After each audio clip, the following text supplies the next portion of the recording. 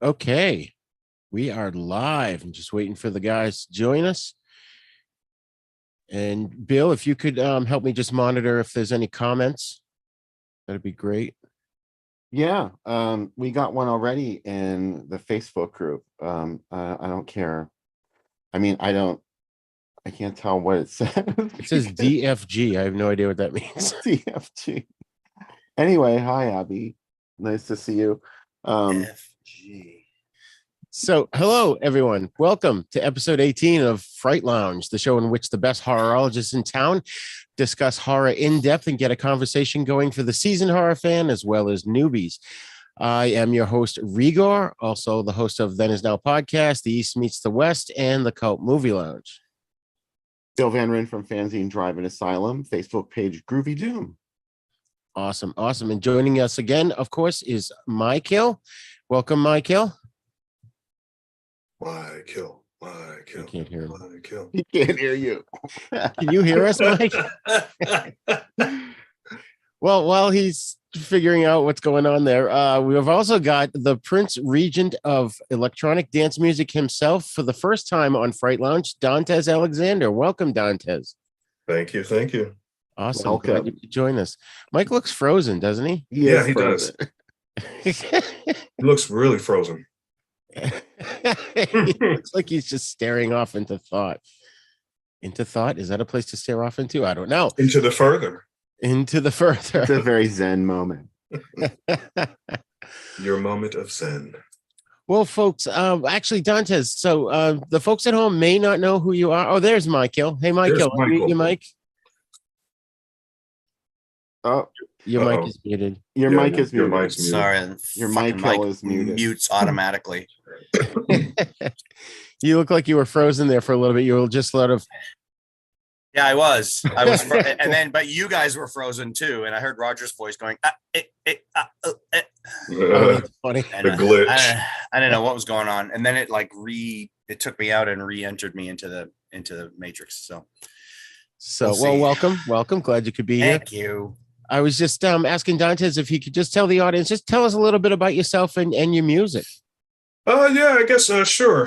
Chicago Music Award nominee, Prince Regent of electronic dance music. For people who don't know what that means, that is colloquy for disco music, mostly disco music, house music, anything that's pretty much groovy. I command all of the grooviness of that. I've been on 2 Showtime TV shows, Work in Progress and The Shy.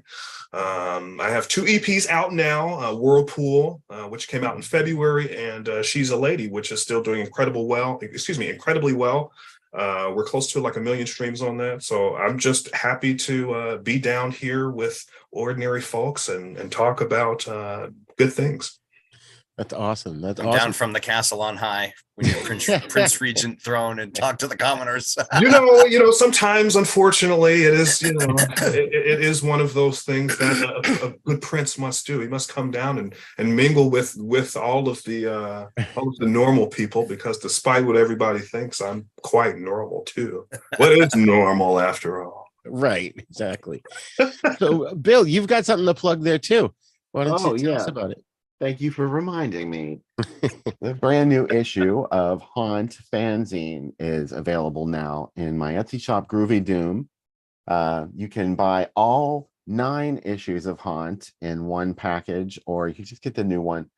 Haunt is an annual thing that I put together, and it's full of newsprint ads, vintage newsprint ads that have a Halloween theme. Because if you're like me, and this is the topic of tonight's show, looking in the newspaper, seeing things around Halloween was very exciting for me. And it's something I look forward to every year. So I put this together sort of like a collage. And it's been really popular. Like, I didn't think anybody was going to want it, because I also publish Drive-In Asylum fanzine. And this is the one that everybody, I mean, there's a bunch of issues of this, but there's only 1 issue of Haunt every year. I didn't think anybody was going to want it, the original Haunt #1. And I was like, oh, I'll just put this in the shop and see what happens. And it like blew up. And I was like, oh, maybe this is what I should be doing. So I Yeah. started making one every year. It's a lot Hey, of fun. Bill, when you held up that last magazine there, it was at an angle where we couldn't really see the cover. Sorry. Yeah. Turn it a little more like. There Yeah, we there you go. Yeah, that's A beautiful. little more That's very, very light vintage. on there. Love it. Oh, It's very thanks. cool. And There so happens- just to clarify, Haunt is about like store ads and Halloween costume ads, not movie ads, right? Right. There are movie ads in it, but it's not exclusively film ads, which is what Drive-In Asylum is. There are collages of vintage newsprint film ads, but Haunt is everything, like haunted houses, Halloween parties, bars that were having Halloween parties, drug stores, department stores, records that were available at Halloween, which was a big deal for me. So we'll talk more about that later, but that's the stuff that I collect in Haunt. That's awesome. That's That's cool. awesome. So, folks, as Bill mentioned, our topic tonight is Halloween memories, and the four of us are going to share our Halloween memories. But we also encourage you at home, if you can, put your Halloween memories, maybe your favorite memory, in the comments on our YouTube page, on our Facebook group, or Facebook page, I should say. And I think I'm also live on a couple of other places too on Facebook. So, if you got pictures of yourself in costume from years ago, send them along, put them in the posts. We're going to try and monitor the chats or the comments, I should say, and we'll try and get to you guys if we can. So I think it's going to be a fun show tonight. We've got a lot of photos as well and stuff that we want to talk about.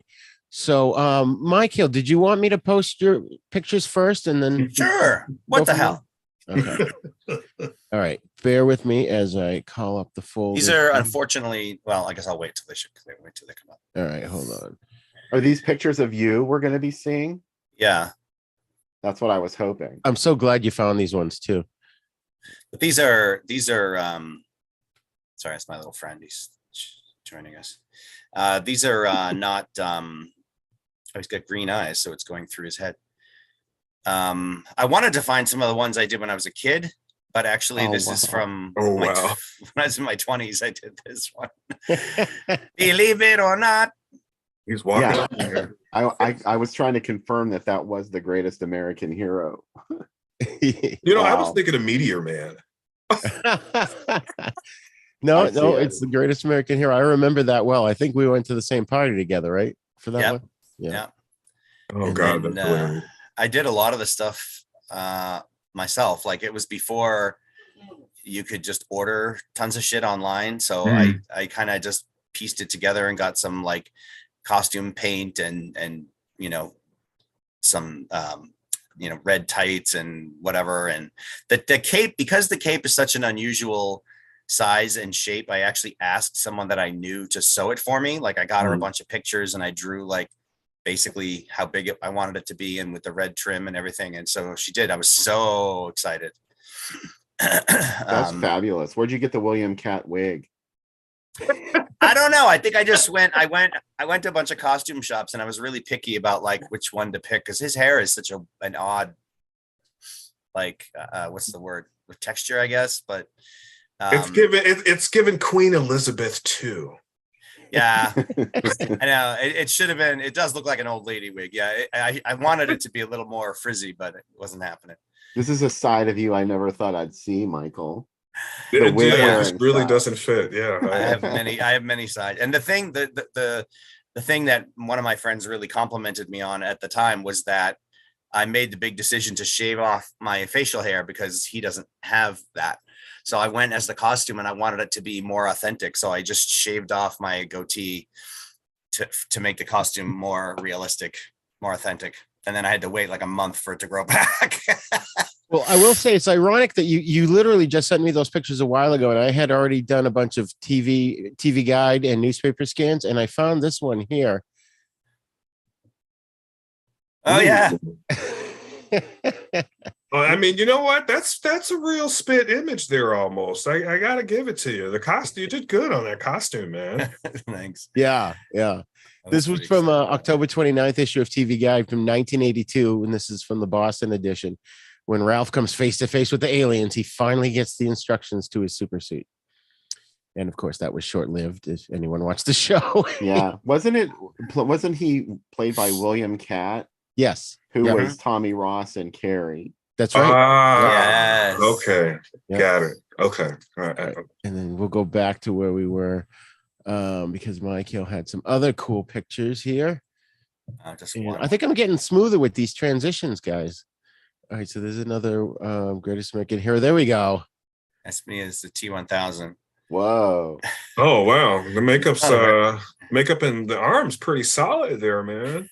You're showing all sides tonight, Michael. Yeah. Man, you were very much ahead of your time. You know, they call this cosplaying now. I know, right? I was so into it. Yeah. I have that in my notes. We've been making costumes long before cosplay was a thing. It wasn't a thing. Yeah. And the 4 things on the front is I just took 4 buttons that I had and I The bullets, right? Bullet holes. I Yeah. crushed up a bunch of tinfoil and just pinned them on me. Oh, high five, dude! This is my virtual like high five, dude. Like you like yeah. I knew instantly when I saw that. I was like, oh yeah, bullets. That's pretty rad. Yeah. Yeah, That is cool. Could have done more makeup on the neck, I guess, but So, Well, Yes, no, back- you mean you back look when I like had you're hair. phasing out of being human and you're turning into, you know. the liquid metal. Yeah, yeah. I like it. Alloy. Thanks. Yeah, this was actually when I was 21. I think I threw like my own masquerade party for turning 21. And it was like a big, I was so excited about it. Most people were like, really? Costumes in May? And I was like, let's do it. Oh, you know, but see that's groundbreaking stuff there, man. People don't do things like that in May. You get what I'm saying? Yeah. Yeah. I dig Cool. that. Yeah. See now, now I'm feeling like I want to throw a Halloween party for my birthday in March.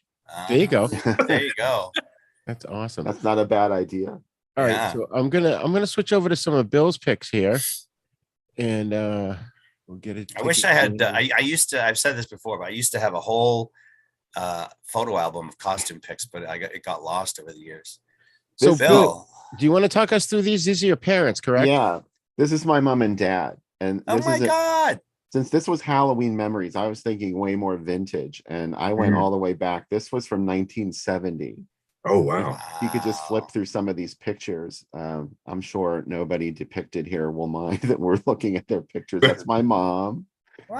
Hi, Mom. She's really giving Bunny energy there. She Mhm. is.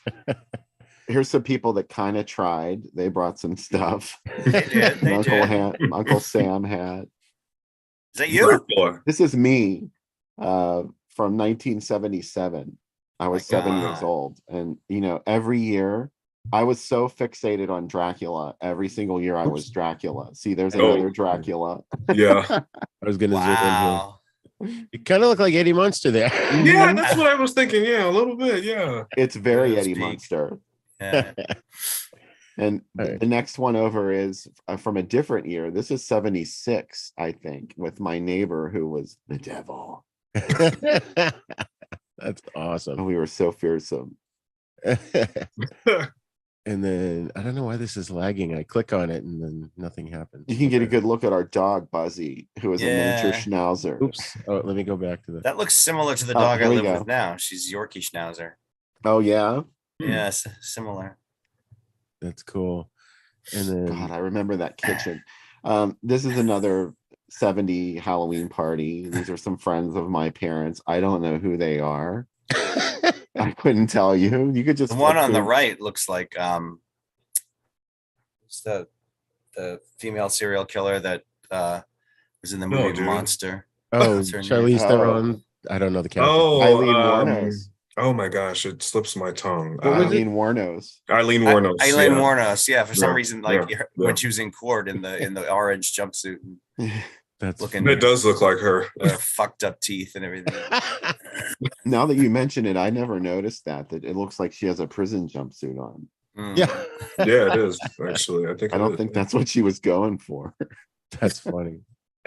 And then we've got oh, there's Bill again, right? There's another Dracula.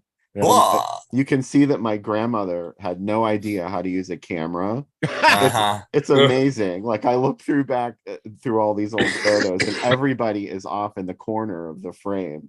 And I asked my mom one time, I was like, why are all these pictures like this? She's like, oh, your grandma doesn't know how to use the camera.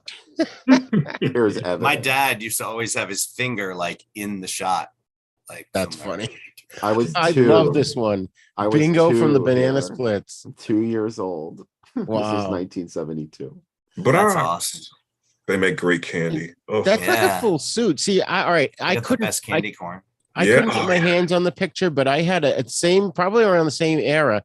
I had an underdog costume, but it was just the mask and the bib with the logo with like underdog on the bib. And I was too afraid to wear the mask. So I had to wear it on the top of my head.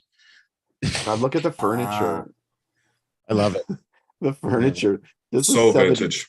Oh my God. I'm surprised they didn't have plastic on it. You couldn't go in the Oh, she did. That was this is at my grandma's house. She had plastic on all the shit. I guess you just can't. Yeah, maybe she had taken it off at that point. Yeah. But there were years I remember going to her house and she had plastic all over everything. My auntie Angie had that too, all over her picture. Yeah. I gotta preserve everything. I know. Make sure the stains from the dirty children don't spill on the couch. We don't want your nasty ass putting stains on my couch. I didn't take it personal at the time, but I guess I should have. I don't think it was meant to be personal. It was just, that's how people were, you know? Yeah. Who's the guy on the right? That's my your uncle or grandpa. something? That's my I'm getting grandpa. Chief Brody vibes from him. He does look like Roy Scheider. He was very lanky, yes. A little bit. All right. And then the next one is your mom again? No, that's my Aunt Rosemary. Oh, okay. Oh. She was a great vampire lady, wasn't she? Mhm. Yeah, she kind of looks like Vampira a little bit. Yeah. Yeah. I know this is probably inappropriate to say, but so far the pictures we've seen of your mom and your aunt, they're kind of cute. They're kind of hot. They are adorable. I have to concur. Very, very, Yes. very attractive ladies indeed. Yeah. Look at that thing on the wall behind her, though. I am love it. fascinated by that. I love it. I It's want one. just like random decor. Yeah. I would put that up in my house. I wish my house looked like this. This was a trailer. We lived in a trailer when I was like, I guess I would have been. Oh, this was like the year I was born. Looks so big. Wow. Wouldn't even know. It wasn't. It was just like an average size mobile home. Oh. Have you guys seen the what's the Ed and Lorraine Warren movies there? Oh yeah, The Conjuring and The Conjuring. Have Yeah. you seen like I think it was the second or third one? You see the inside of their house, and it's like so 70s. And my wife and I were both like, "Yeah, we're doing that when we finally get a house." Oh yeah. that's awesome. And you can always tell too with certain pieces like Yeah, like wow. TV. Is that a TV? Yes, Like look an at the old-fashioned TV. cabinet TV that they're Yeah. on? My God, Yes. yes. I can. That one's a still- little bit scary. That's a disturbing picture. That is very scary. I would be Yeah. scared shitless if I saw them getting out of bed late at night trying to go Yeah. get some candy, sneak in. Yeah, I'd be scared. That's some American Horror Story shit right there. Or kidding. phone booth. It totally is.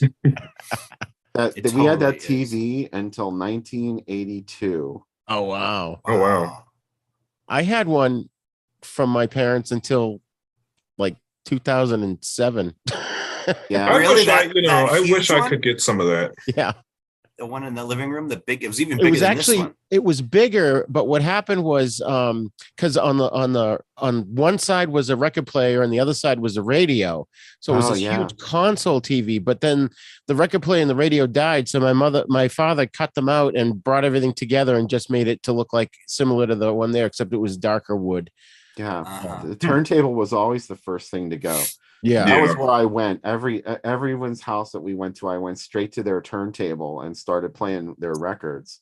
And it pissed me off because I would see that shit and I'm like, oh, it's not going to work. It never did.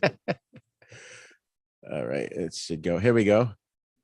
That's my Ooh. Uncle Bill. Oh, Bill's in the spirit. That's pretty amazing. He I don't know what is. he's It looks supposed to like- be there. Like he got acid thrown on his face. I think that's what Yeah. he's going for, right? I guess maybe, or a zombie. Or yeah, children shouldn't play with dead things. Well, you came from good stock, man. You came from good partying parents. I did. Awesome. Oh, there we go. There's some more. So is that I a don't- wolf cop in the middle there? I guess, I don't know, or just like a big bearded officer. I don't know. And I've had beards like that for real, so I look down on this. Oh man. Oh, and there's a zombie guy again. Zombie action. And I think that's it. That's the end of these pictures All here. right. So I'm gonna share some of mine. I couldn't find the one of me in the underdog costume. I was kind of pissed at that. Well, not that I couldn't find it. It's at my mother's somewhere, and I don't know. She's not returning my calls. So, oh, here we go. She tells me all about it. I'll tell you after the show. Yeah. Oh, you know what? Hold on. I'm going to delete these two because we don't need these. Come on. You can do it. There you go. Ready? I do this. I say the same thing to my computer. You can do it. Yeah. Come on. We're built for this. Bill Pink. For fuck's sake. All right. Here we go. Mike, you're going to recognize some of these. Wait, did it come up? Hold on. It hasn't popped I wish up. I had pictures of my Nightcrawler that I did when I was Oh, there like we go. 12. I know. That was a good one. Yeah, me and Chris Baskin made Ghostbusters costumes when we were 17, and I designed the I basically scavenged a bunch of mechanical parts and made the backpacks, the proton packs, and I made it so that those you were press cool. a I remember button those. and it would make the sound. Yeah, that's right. You were Uh, hardcore, man. You wanted things to function. That's one year I went as Dr. Octopus, and Roger was like, well, I was going to do that costume, but I couldn't figure out how to control the arms and make them move. Yeah, It how was like, would you make the arms move? dude, it's a costume. You don't have But- to move the arms. But I mean, but it should be. It's not a custom if it's not semi-functional, though, right? Right. Like when I did It's just an image that you're creating of At something. least two of them would move. You could use your real arms for two. Yeah, that's true. Yeah, Well- yeah. Good. I'll show you what I mean. Oh, why did this thing open? Hold on. Stupid. I clicked on something. Where It would is be it? like amputee octopus. Oh, there we go. Let's share this one. Mike, you'll remember this one. Oh my Oh, God. I haven't oh. spoken to those guys in ages. Yes. Oh, Booty wow. grabber. They went all out too. That's That's- elaborate. Who is that as the Age. YouTube video? Is that you, Roger? No, Which no, no, one? no. That's not a YouTube video. It's was a one of those costume party. things. It's a claw machine. It looks like Yeah. a TV, but it's one of those things at an arcade that you would like reach down and pick up little stuffed animals with the claw. Mhm. Yeah, the claw thing. Yeah, Yeah. that's So that's funny. Theron and his wife Paige, who's like a elf fairy or something. Oh, I didn't even know the YouTube. Notice the YouTube guy in the corner here. That's funny. Is that what you were referring to, Dante? Yeah, that's what I was talking about. Oh, yeah. No, that's not me. Oh, I didn't even notice that. where? I don't see it. Look on in the the left. far left. Behind the girl's There's a wing. YouTube. Oh, okay. I'm sorry. I thought you were mistaking the thing for a TV. Oh, I got. I see it now too. I didn't know. I It don't was know a who that YouTube was. thing. Yeah, he's way in the back there. You know what? That was probably Randy. Randy did all kinds of crazy shit. Yeah. That's funny. Well, that's a simple costume, though. You just go print up a big YouTube page and put it on cardboard and cut the middle out. There you go. And one year he came as a giant parking ticket, and his wife was a traffic cop. Yes. Yeah. I And so remember. he had this thing for doing big flat, what's it called? Foam core costume. Yeah. Was his wife Joanna? Yeah. Yeah. I dated her a little bit after I got divorced. Oh wow! Really? Huh. Yeah. Oh my God. I didn't know that. That's funny. All right. And then the next one. Oh, this was me as Abraham Lincoln, vampire killer. I absolutely hated that movie, by the way. But Oh, I love that movie. Oh, you it was never seen so I could not swallow it. Well, maybe because I watched that stupid Abe movie that Spielberg did, Oh my yeah. God.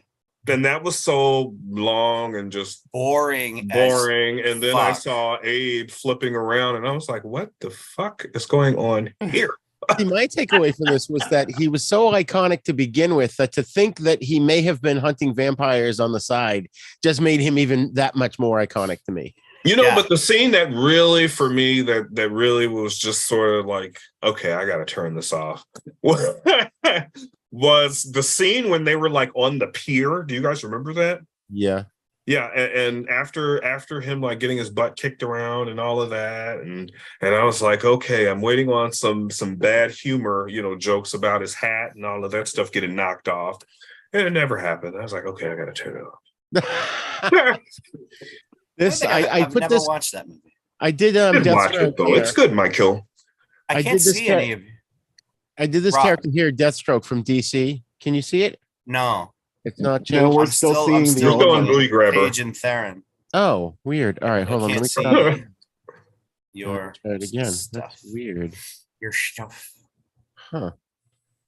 Do, do, do, Oh, you know what? It do. was telling me it might lag. Let's see. Ooh, Oh, Deathstroke. there you Oh, go. you did. You're giving me. Yeah, you did 60s vibes there. I'm getting that. It looks like you were in my parents' old trailer. No, that was my apartment growing up. My grandmother owned the house, so we had like the top floor. How'd you do the boots? Are those just shoes and? It was shoes, but I had like orange material and with an elastic band under there, so that I just dropped it over, so it looked like Talk that. about bootstrapping. Right?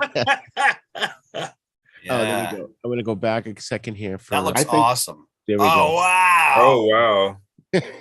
I feel like I didn't see that one in person. I don't think you did. No, I think you were in Hawaii by this Is that time. you? That's me. Oh, Doesn't even look beard like is real. wow, that's real, Roger. That's real beard. Yep. Wow. That's bad. I I wish grew could it for grow the a beard costume. like In that. fact, I did Green Arrow a couple years ago, and I grew the chin beard. Oh no, that would have been really cool. I can see you doing Green Arrow. Yeah. But I put the This picture was of pretty cool. Deathstroke here just in case folks at home don't know who I was dressed up as. Yeah, you did pretty good on that. I got to give you a solid C on that. Even studs on the edges of the sleeves. Yeah. Yeah, that's awesome. Yeah, you did really good on that. Did you have like weapons that you carried, or? I think I did. It was so Yeah. long ago. That was like 30 years ago. Oh, So okay. this is me, and there's Spencer when he was little as Inspector Clouseau. And my daughter Sydney was Hit Girl from the movie Kick-Ass. I remember yes. Hit Oh, Girl. yeah. Hit Girl. I've seen Hit Girl recently, and isn't she like 20? She looks like she's about 26 or 27. Probably, yeah. actress? And it's funny because when she went to school in that costume, she couldn't tell the teacher what movie it was from because it's called What? Kick-Ass. Oh, you're right. That's right. 'Cause that's a swear word. I don't remember Oh. where this was from. I just found it in some photos. Wow, you look so young, man. Yeah, you do. It looks like Taco. It's like he looks like a member of NSYNC. If you're blue and you don't know where to go Yeah. to, why don't Really, you go? kind of does look like a member of I thought Disney. that's Doesn't he? He looks like he could be Joey Fatone's brother or something. Man. That's in the house you had with Sharon, right?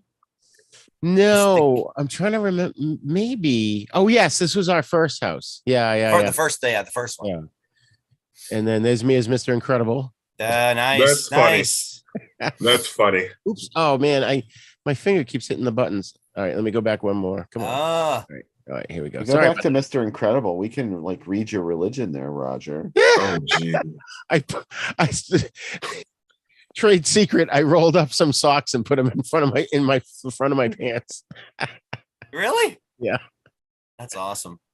Oh, and That's there's funny. you, Uncle Mike, That's- as that's Captain Jack. Me with with the Spencer was kitties. the Hulk, and Sydney was the witch.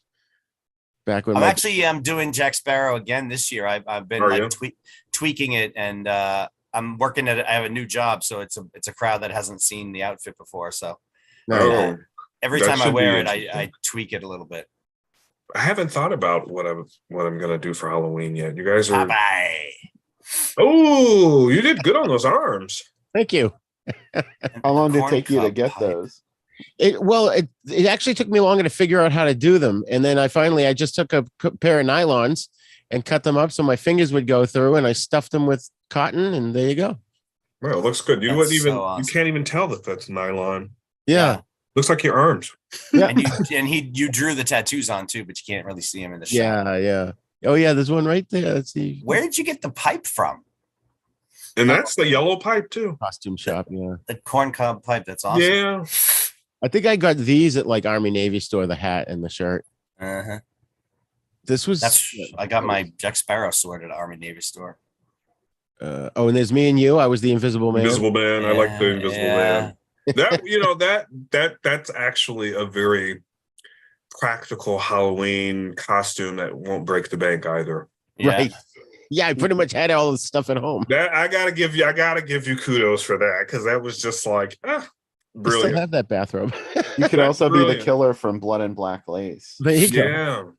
Yeah. Okay, and there's Mike as Doc Ock and some hot. He's giving serious Doc Ock vibes. Arms didn't move, but they protruded from my back and hung in a menacing way. Why didn't they move, Michael? I just didn't have time to build fucking robotic arms. They have to move. Well, I know. this was the party, right? We got together. I don't think we knew. We would never tell each other what our costumes were gonna be. And I looked at him. I go, "Oh, I was gonna do Doc Ock, but I couldn't figure out how to make the arms move." Yeah, that's You're why like, that stuck in my head, and I was like, "Move? They don't have to move. It's like a But then I started thinking, "Fuck! I wish I'd thought about that." So then there's me at the same party as Hellboy. Hey, Oh, boy. that's great. Now, how long did it take to do that for the horns anyway? Took me all of August and September for everything. Oh wow. What I did for those for the horns, those things, what are they called? Couscous that you put a beer in, it keeps it cold. Yeah. I cut one in half and put one on the other, one on one side and one on the other side of a bald cap. Mm-hmm. And then of course that's fake. It's fake. And then for the arm, what I did was I took cardboard and I made two. You can't really see my hands because I'm gesticulating. Oh, actually, can you see me in the corner here? Sort of, kind of. I made two tubes of cardboard, so one inside and one on the outside, and I took foam insulation and sprayed it in the area between the two. And I had a cardboard sort of divider in there as well. So when I took it out, it was two halves. And then I was able to sort of, I don't know if you could see here, if you look close up, there's straps here that I used with Velcro. So I could strap it around my arm. And then this here, I took guitar strings and I put foam on them. And the bottom of the strings, I put key rings. So my hand is actually up in here. And the fake hand, I could manipulate with pulling the strings. And I could actually pick up a bottle of beer or, whatever and drink it. That's pretty awesome. That's pretty awesome. Yeah, I got it. And the tail, you can't see, but I think you see another. I had a wire in my coat, in my pocket, so I could pull it and the tail would move. And I'd go up by like a chick and I'd like make it go up her dress and stuff. And they'd be like, ooh. And then there was a costume contest and you won it. I won it. Yeah. Party. Yeah. Oh, I should pull out. Maybe if we take a break later, I'll go grab the Gene Simmons mug that I won. But that's my ex-wife. And that's, I know what I'm going to be for Halloween. Yeah, that's going to be a good Halloween costume. I'll have to make sure to actually do a nailed it challenge this year. I think I'm going to be Gene Simmons. Yeah, this year, my wife and I are going to do Danny and Sandy from Greece. Oh, that's going to be nice. Yeah. And that's going to be a really good one. Make sure you guys, everybody post their photos for Halloween. Absolutely. This is really dope, you guys. Look at those arms. That's pretty cool though, Mike. I mean, I always give you shit because they didn't work, but who cares, It took me a long fucking time. Like you said, August, I always decide in August what I'm going to go as. And then the remaining 8 weeks is like, how am I going to do it? Right. Or 10 weeks. Yeah. Sitting on the floor in my apartment, cutting holes in the back of a trench coat. I guess you can't really see the tail. I thought you got the symbol on the belt buckle there. You made that. Yeah. You got the gun. Yeah, there you go. And I told you there, my ex-wife didn't wear a costume that year, so that was interesting. Yeah, that's what she looked like every day. And there's us again, and then you guys did really good on those costumes. With his friends. Oh, this Penty is Doctor Who. Oh, nice. The 11th Doctor. Yeah, he's wearing a fez because fezzes are cool. Because fezzes are cool. And this Hit Girl again. Yeah, I did a bunch of this I wore. I worked at a hardware store and I needed to wear a costume that was functional because I was the shipping receiving manager. So I just did the Terminator. I'll be back. Yeah. Oh, that looks great. Wow. Yeah, it was so easy to put together too. Yeah. Oh, and I dressed up as Uncle Death one year. I cheated. I used to host horror movies as a character called Uncle Death. And there's my little sister, Lisa. I don't know if she was Carmen Miranda or what she was. Is she crying or smiling? She's smiling. She was a goober. She still is. Yes. Oh, and then another year we were vampires. And then, that's me and the ex-wife. I was a zombie chef. And I think that's it. That's the end of the pictures there. Dantes, do you have any pictures? You know what? I should have actually sent some over to you guys.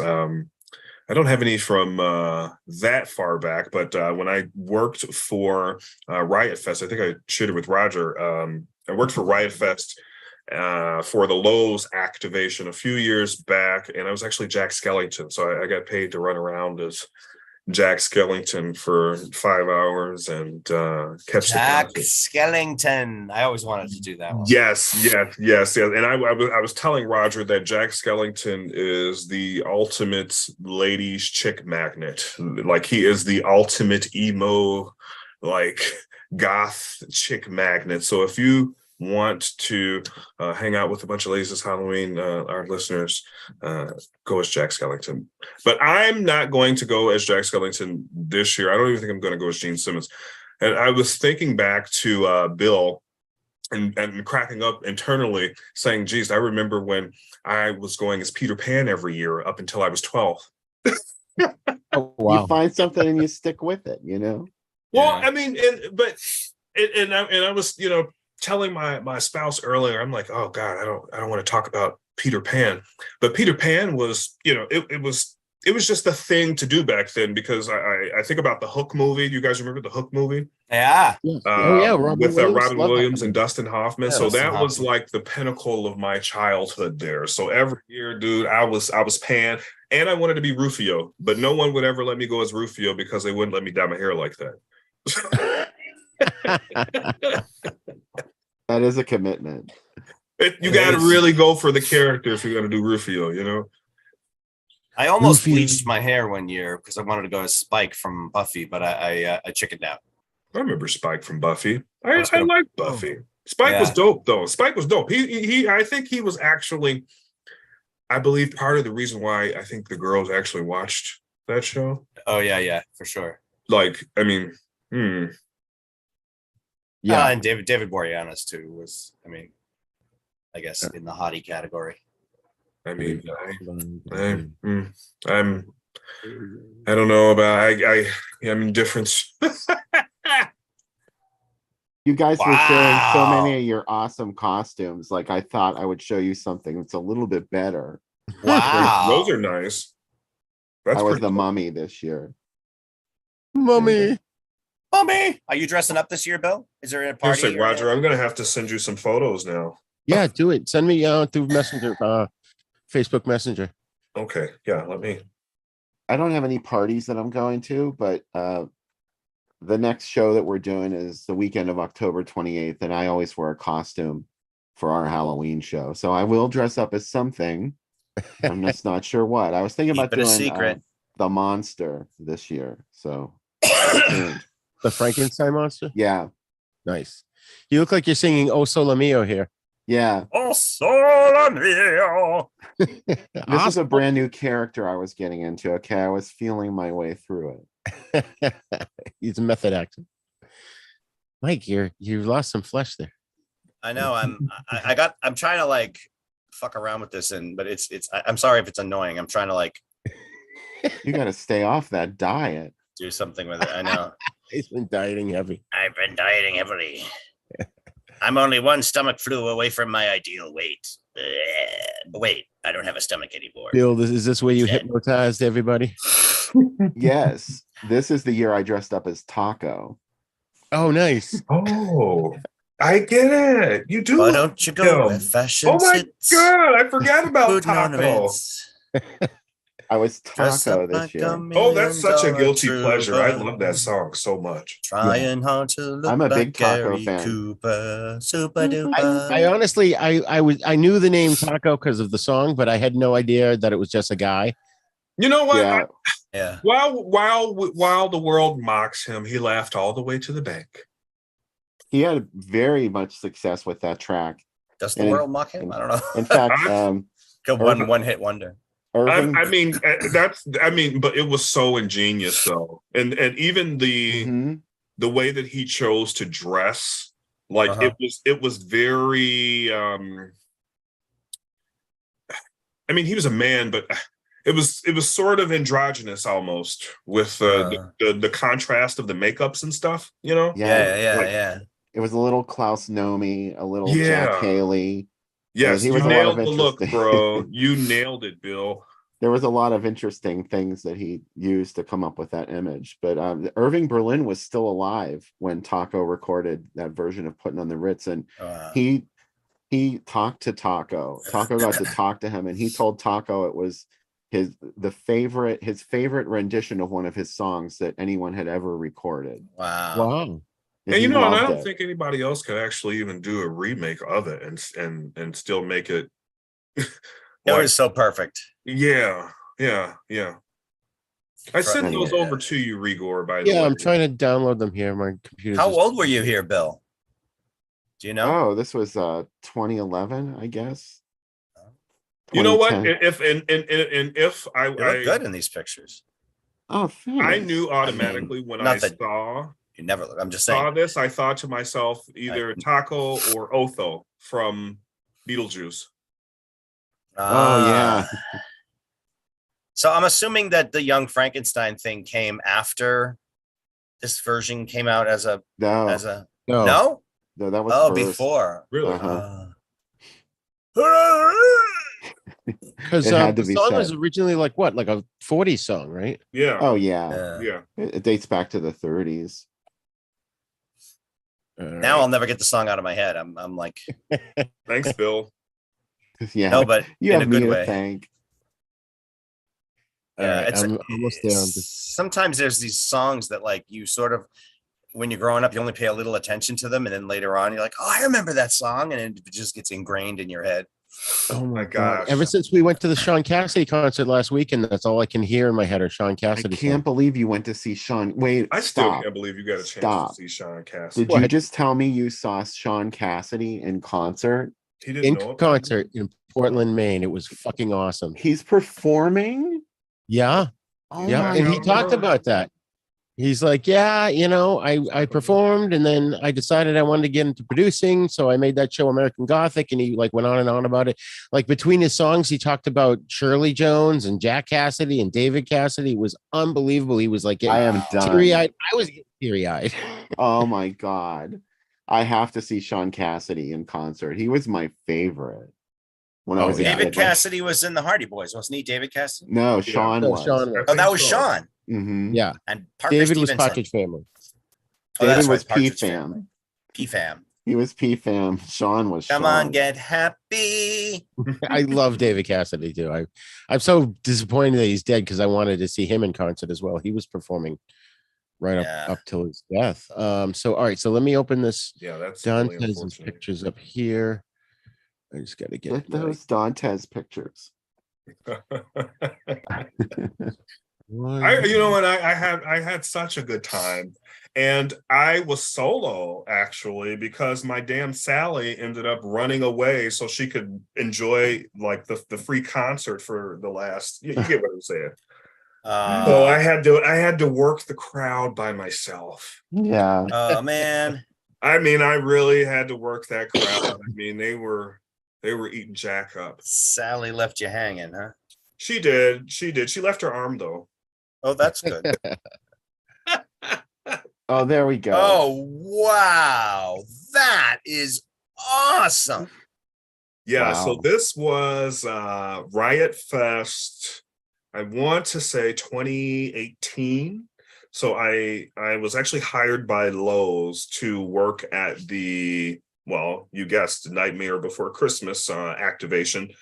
I played Jack. There were a couple of other characters that I remember from this day. This girl, I remember her like running all the way like across the field and like jumping in my hand, which is why we ended up dancing all day.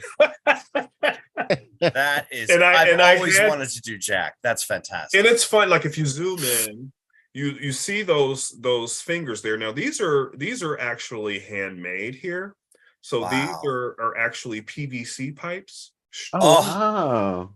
So it gave for that nice flicking motion when you moved your hands. Yeah. That's so cool. Yes, but the girls totally loved it, and I cannot remember this awesome gal's name, but she was just really cool. I believe she was with the Firewalkers. There were some Firewalkers I hung out with too that day. Huh. How tall are you, Dantes? Are you tall? 6, not that tall. 6'2" or no, 6 even. 6 even? Oh, okay. Yeah. Because that was one of the things that always, was a little bit slight deterrent for me from doing Jack was like, if I, it wouldn't work as well. I'm only like 5'10", 5'10" and a half. So like, if I was, 6'6" or something, I would definitely do it, but it still looks awesome on you. Look at the tie. Oh yeah. Yeah. So, these are the Firewalkers. I remember the Firewalkers. So I actually ended up spending a lot of time with these girls. They were part of like a traveling circus that was actually a part of Riot Fest. Jack is always attracted to the strange and unusual, and all of the strange and unusual always finds Jack. So yeah, that's cool. That's cool. So are they like fire breathers, or why are they called that? So they actually walk on fire, like literally, like walk on fire. Like these as pretty as those girls are, those girls walked on like hot coal. Like, I mean, like, wow, flaming hot coal. Like, I watched them do it over and over and over. No special like technique. You think they would like step in water or something to, sort of reduce the, the possibility of heat contact. But no, I mean, they did it all day too. So wow. I don't know how they did that, but they were some very talented girls. And I was just so happy to be there. Like, could you imagine being paid to run around like a music festival and just act a damn fool? Yeah. That's awesome. Oh, and here's another. There's a Jack Sparrow. Yes. So this is actually the rest of the crew that I worked with. So we had Jack Sparrow, the bride. Yep, Jack Sparrow, the bride, and this is actually Princess Leia. There, she didn't want to be photographed because her wig was so bad. Actually, I remember because like the wig that she got. Well, I remember her costume. She didn't make her costume. They actually had to go get hers from, I think, like Target or something. So it came with like one of those like super generic like bun wigs or whatever. But this was cool. I remember doing this and just trying to capture the essence of Jack. Jack's just really funny and loose, and and I just tried to act surprised, like, oh no, you're taking my picture, oh no, so but this is definitely by far probably one of my more fun Halloween memories. I have some other stuff that I did you make the head? No, I did not make the head. The only thing that I actually made on this costume was the gloves. The head I got from Party City. This suit I actually got from the thrift store, and I cut it up in the back. Yeah. So yeah, that's awesome. That is so cool. Well, thank you for sharing those. Yeah, if you got more, send them along. Just make sure you let me know if I don't hear my phone bleep. Yeah. That's that taking the time to make even a piece of your own costume yourself is that's you're my kind of people. Like the fact that you took the time to like say, I want this to look good. And because there's so many people out there that are just so blasé about Halloween. You're like, whatever. And they don't even decide what they're going to be until like the day before or the day of. And I'm like, what does the matter with you? No, I mean, to be honest with you, I sort of got back into like Halloween stuff when I got involved with another person. I'm not really like the big holiday celebrator per se. Yeah. I'm just like, oh, okay. Yeah. But my spouse on there, they're like, oh, gotta have candy. We must have trees. We must have everything. We don't have children, but we're gonna have it all. Nice. Good. People say that to Mark and I all the time. Like when we moved here, like we were the house at Halloween when we used to live in like a city neighborhood. We still live in the city, but this was like, a really densely populated area with a bunch of townhouses. And we just go sit out on the stoop, and like we gave out all the good candy. So all the kids came to us, and like we had this routine down where like he would pass out the candy and I would get like dressed up in masks and like totally covering my body with like tarps and stuff. And then I would just move like a robot, and everybody would think it was a robot. And then they would come up and like start poking at me, and I'd go, oh. It was great. The kids loved it. And now we live here, and there are no neighborhoods. I mean, there are no neighbors really to trick or treat. So the year we've moved here, we put up all our Halloween shit, And one of our neighbors was like, "Oh, we don't get any kids in this neighborhood." And I Oh, was like, man. "This shit's for us. We put this That's up because lame. we like it. It Yeah. means a lot to us." Right. And for I'm not whatever doing it for reason. them. Yeah, screw them. It's so true.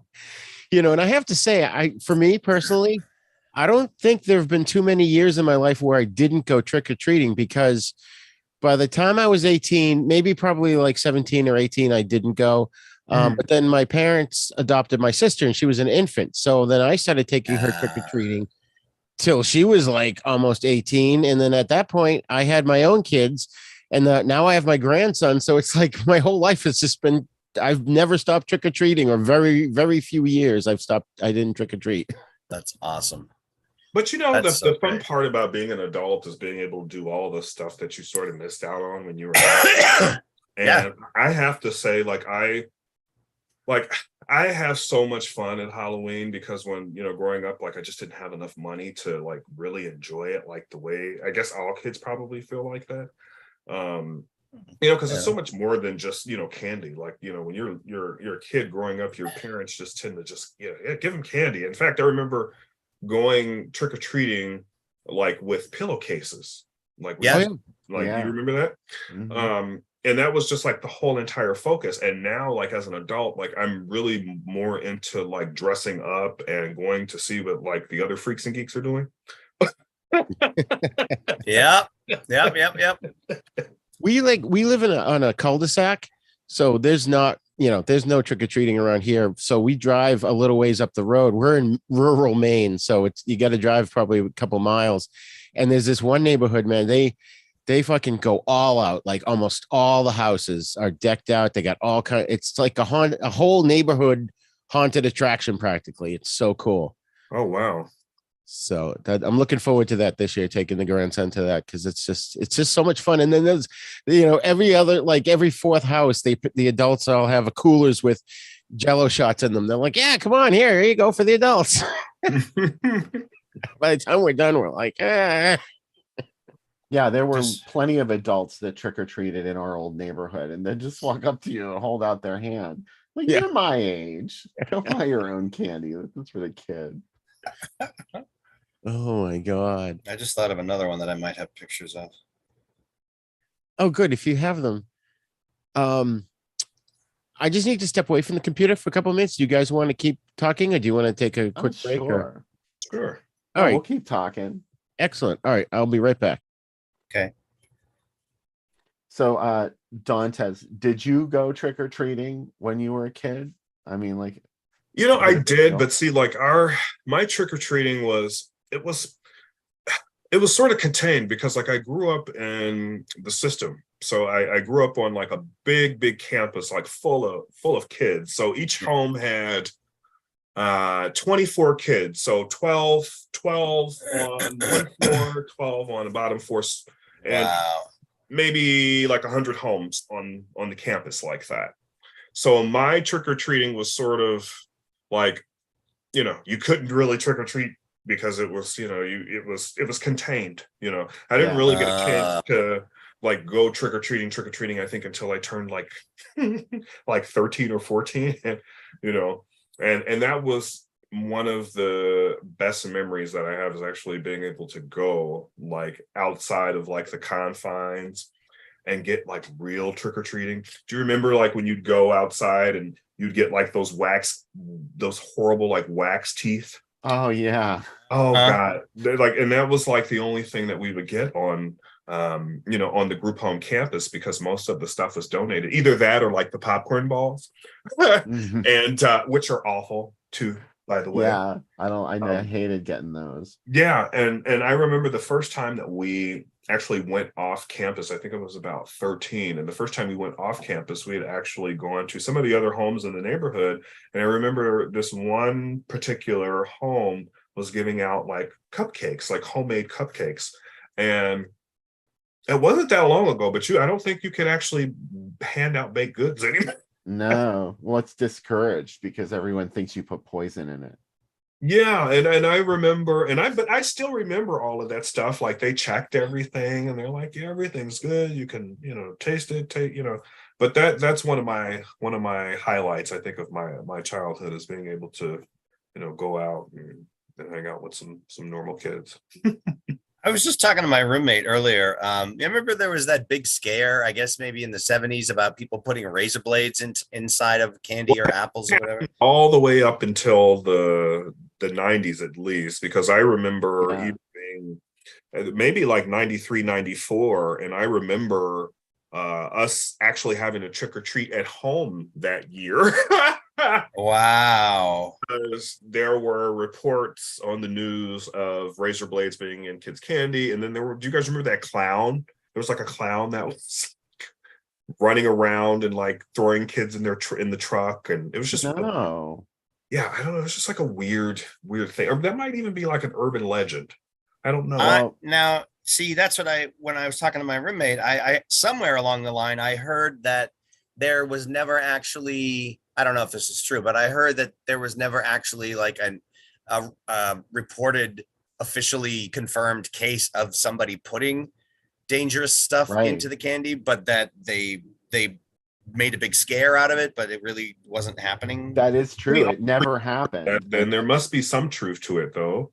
It never happened, and at least there was no documented case where that had ever happened, but it became sort of like this urban legend, this folklore story that was passed around. They're like, oh, be careful, they're putting razor blades and pins in apples. And so that was another one. It never happened until 1982. It happened, and it was like somebody put a razor blade in an apple, like after years of hearing that people did this, like finally somebody did it.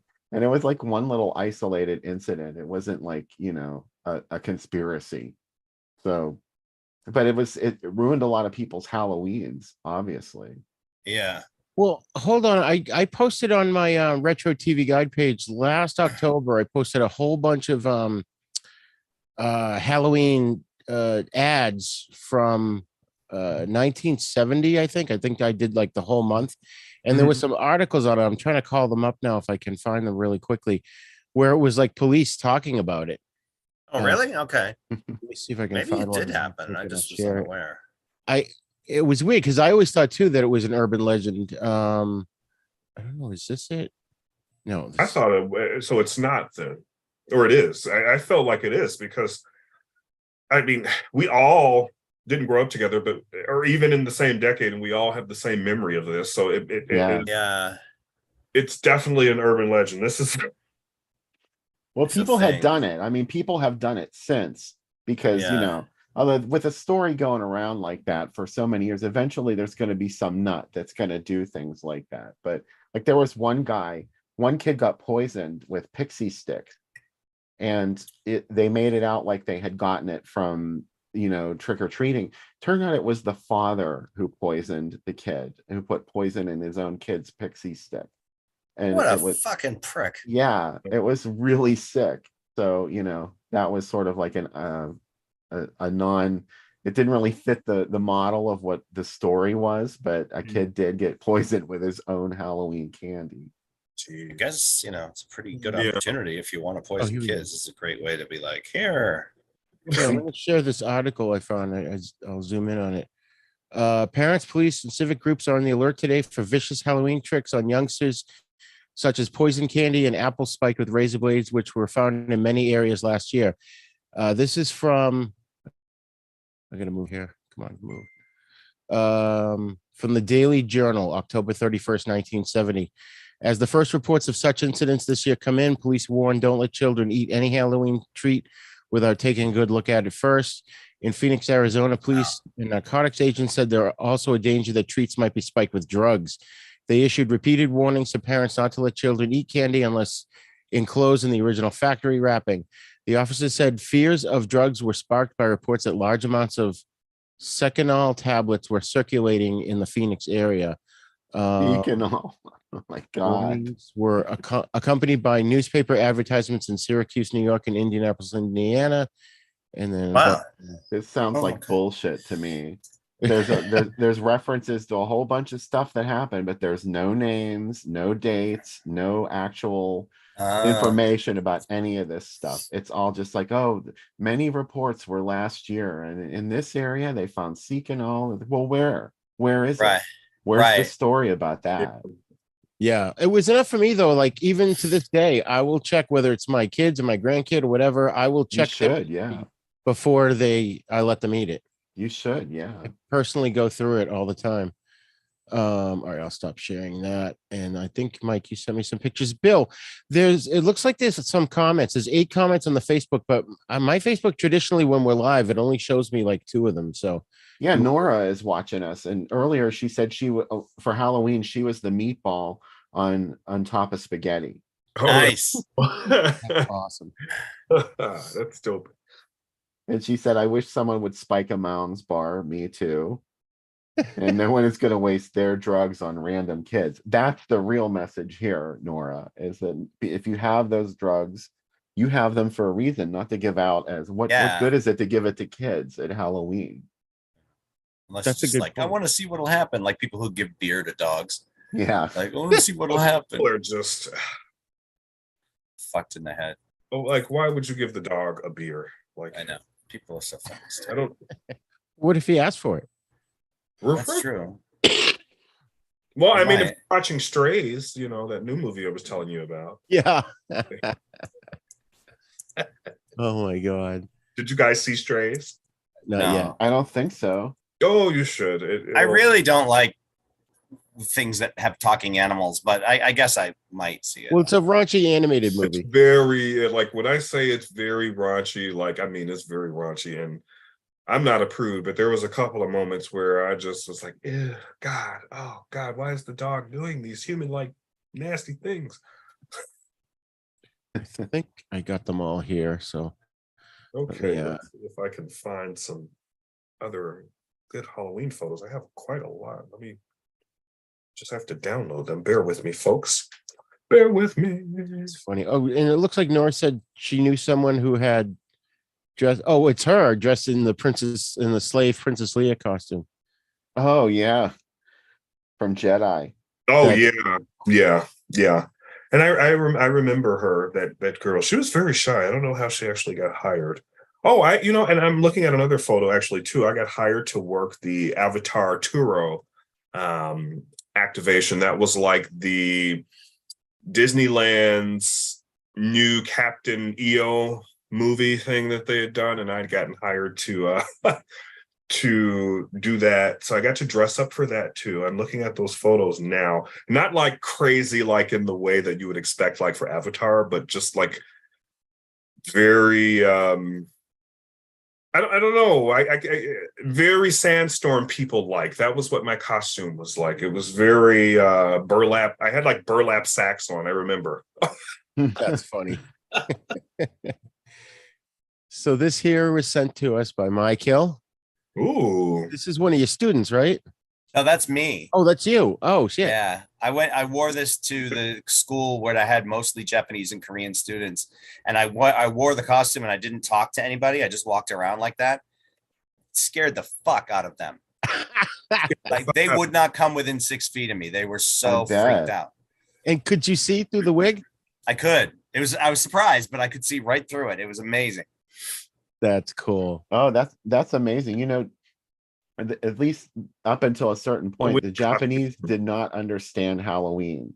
Like they just don't have it there. Right. When I was in college, there were a bunch of Japanese students who we hung out with, and we took them to a haunted house. And I don't think they understood what we were doing, because we walked in and the first thing that jumped out at them, they screamed and backed into a corner and wouldn't move. And we had to turn around and take them out. So they probably did terrify your students. Yeah. That's hilarious. What did you do? Just put white. Well, tell us what you did here. I put. Let's see. So you can't really see it in the photo, but I really wanted to be as. I wanted people to not know who it was, so I actually I bought a padded bra which is Wow. on underneath and I ordered like a cheap nightgown off of Amazon, and I cut it up a little bit. And so even though the hair is over it, if I, if you saw from the side, I did have like boobs, and some of the students actually didn't know at first if it was a man or a woman, until one of the teachers pointed out, that's got to be a guy. Look at his hands. Those are not woman's hands. And I shaved all the hair off of my arms and the lower part of my legs to make myself even less masculine. And just did a bunch of makeup and threw the wig over my face. And I decided to go barefoot so it would be even more. It's funny because I didn't even know it was a nightgown until you said it. Now I can see the pattern there. Yeah. That's hilarious. Yeah. That's amazing, dude. That's so cool. And I specifically did it because I knew that, in Asian cultures, this is what a lot of the ghosts look like. They're, women, and they look like the chick from The Ring, with the hair over the face. And right. So you did really good on that. I have to give that to you. That's very scary. It's authentic too. You did good even on the dark veins there. I had to throw it together pretty quick. I had to put it all on at home and then bring it with me to the school and go into a separate room, close the door, and put it on and then come out. So Yeah, it was eerie fun. sound that accompanied you everywhere you went. No, I didn't have the eerie sound, but that's so cool. I knew it would scare the shit out of the Asian students, and that's why I did it. And a friend of mine, I got the idea about not speaking from a friend of mine named Joy, who years before had said that she went to I almost said bachelor party, a Halloween party, and there was a guy who came as the Grim Reaper. Really tall guy came as the Grim Reaper, and he just didn't speak. He just walked around the party, stared at people, and stood in the corner. Nobody knew who the hell it was, and it freaked everybody out. So I was like, oh, I'm doing that. I'm going to go and like not say a word, just walk around slowly. And it scares the fuck out of people when they can't identify who you are. That by itself is like, I hate that. That's hilarious. We got another comment too from Brianna Franklin, who said I was a nutty bar last year. Oh my God. Oh, right on. A nutty bar. That's pretty cool. I have to say, one of the most clever costumes I've ever seen was, and I think it's been done to death by now, but when I first saw it, I hadn't thought of it, and I thought it was very clever. Was someone had like a regular T-shirt on, and they had little cereal boxes glued to it with little knives sticking out of them, and they were a serial killer. Oh, that's really ingenious. I love that's great. I love that. That's so funny. So I've got some other pictures here. Let's see if I can go back to, where do I want to go here? We'll do the TV guide scans first. I ran out of time. I've been up since 4 a.m, although I had to finish an article for the first couple hours, and then I was just scanning the shit out of things. My TV guides, I have a shit ton of TV guides, and they're so disorganized. I had to really dig through them to find ones, just October ones. So we'll just start from the top here. And then I'll share it because Sharon is Karen. That's what I heard. All right. So this was from November 5th, 1982 in Boston, where Channel 38, played Friday the 13th, presented with only 3 commercial interruptions. I think I may have that on VHS. I don't know if it was this one or the second one. I think they played the first and second one. It might not have been that year, may have been a year later, uncut, which was very rare back then for broadcast TV. Somehow they got permission to play movies uncut. Wow. Oh, what monster could have done this? Oh, but it's just God, funny it's to this see what was on. Powers of Matthew Starr was on at the time. Oh my God, the powers of Matthew Starr. There were so many things I wanted to scan in, and it was like, I just can't. I would have never done the show if I did that. That wasn't necessarily Halloween related, but we'll have to do a nostalgia show at some point. Yeah, for sure. The next one is coming. Oh, why does it do that? Okay. So we had Halloween on the side here, channel 56. And then the following Saturday, they were going to play Halloween 2. But look over on the left here. They have a werewolf sighting information and a number to call. Wow. That's awesome. I'm surprised no one believes that. This was from October 10th, 1987. I think it was a promotional gimmick or something. TV series, Werewolf. If people believed War of the Worlds. Why wouldn't anyone believe this? When you called the number, I'm sure they gave you some spiel about the TV show. Oh, the Fox show, yeah, with John J. York. Yeah, that's what this is promoting, I assume. Oh yeah, I didn't even think of that because I haven't seen it in conjunction with ads for that show. In fact, I didn't see any ads for that show, although I wasn't really looking for it.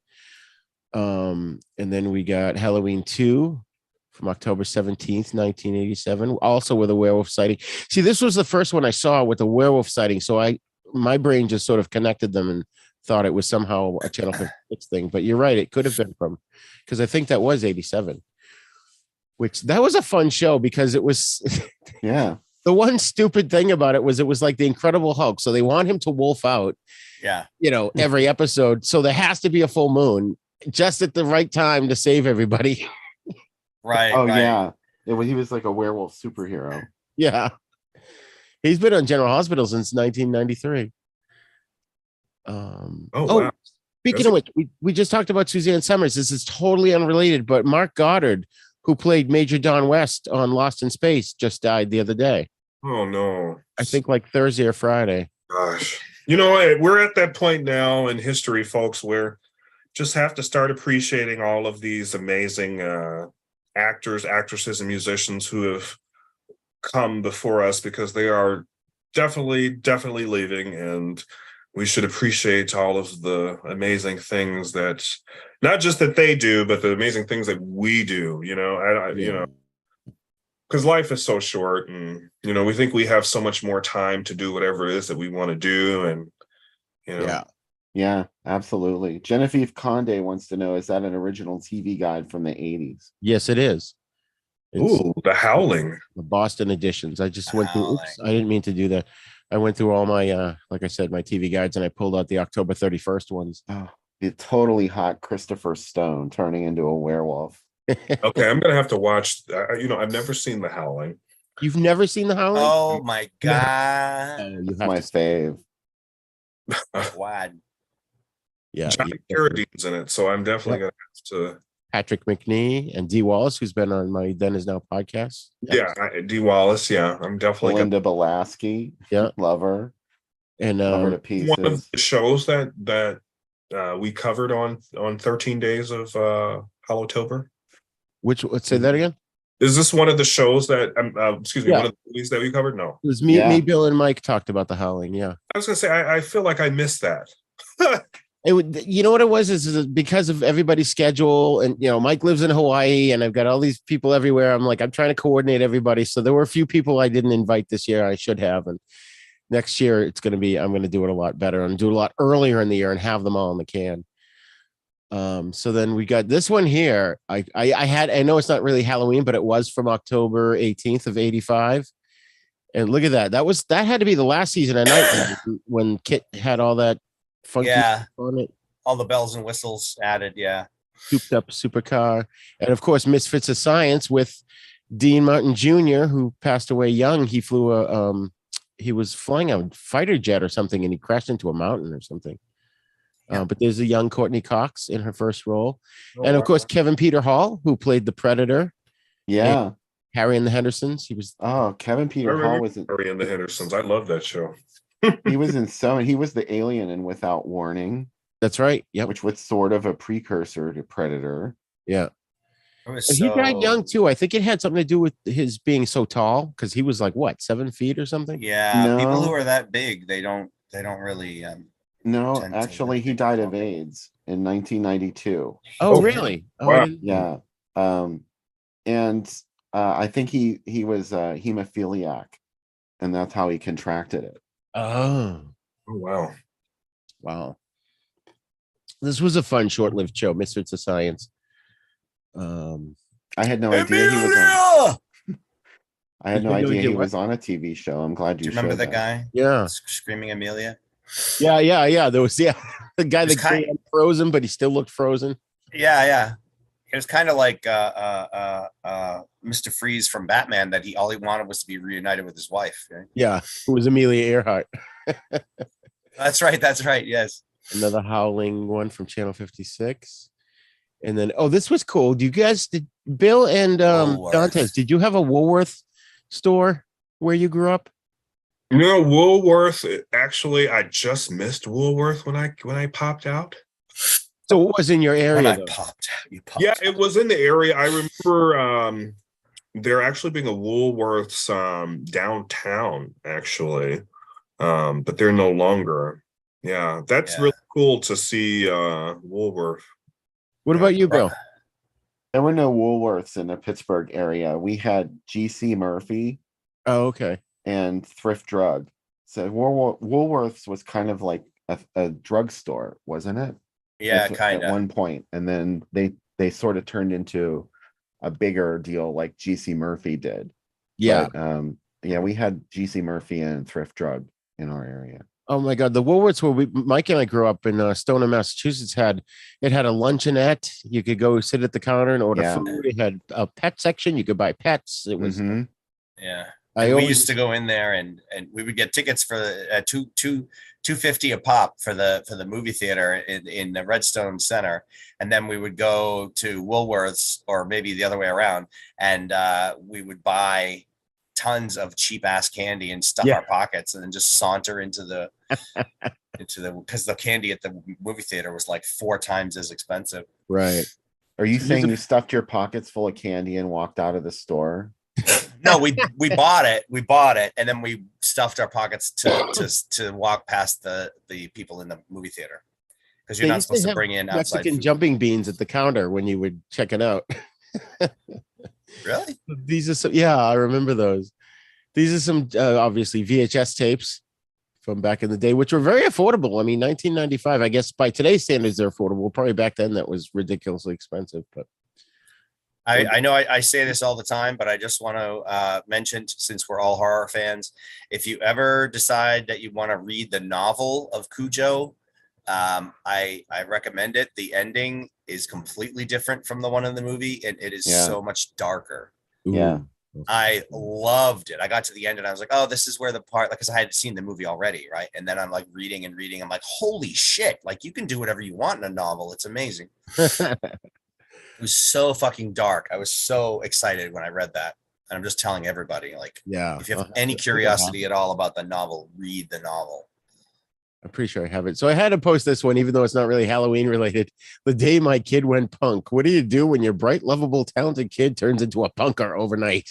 The Nelsons are about to find out. And look, it's Bernie Capel. Yeah. Wasn't he in like Alf or something? Or no, he was the doctor on Love Boat, and he was Siegfried. Oh, Smart. Right.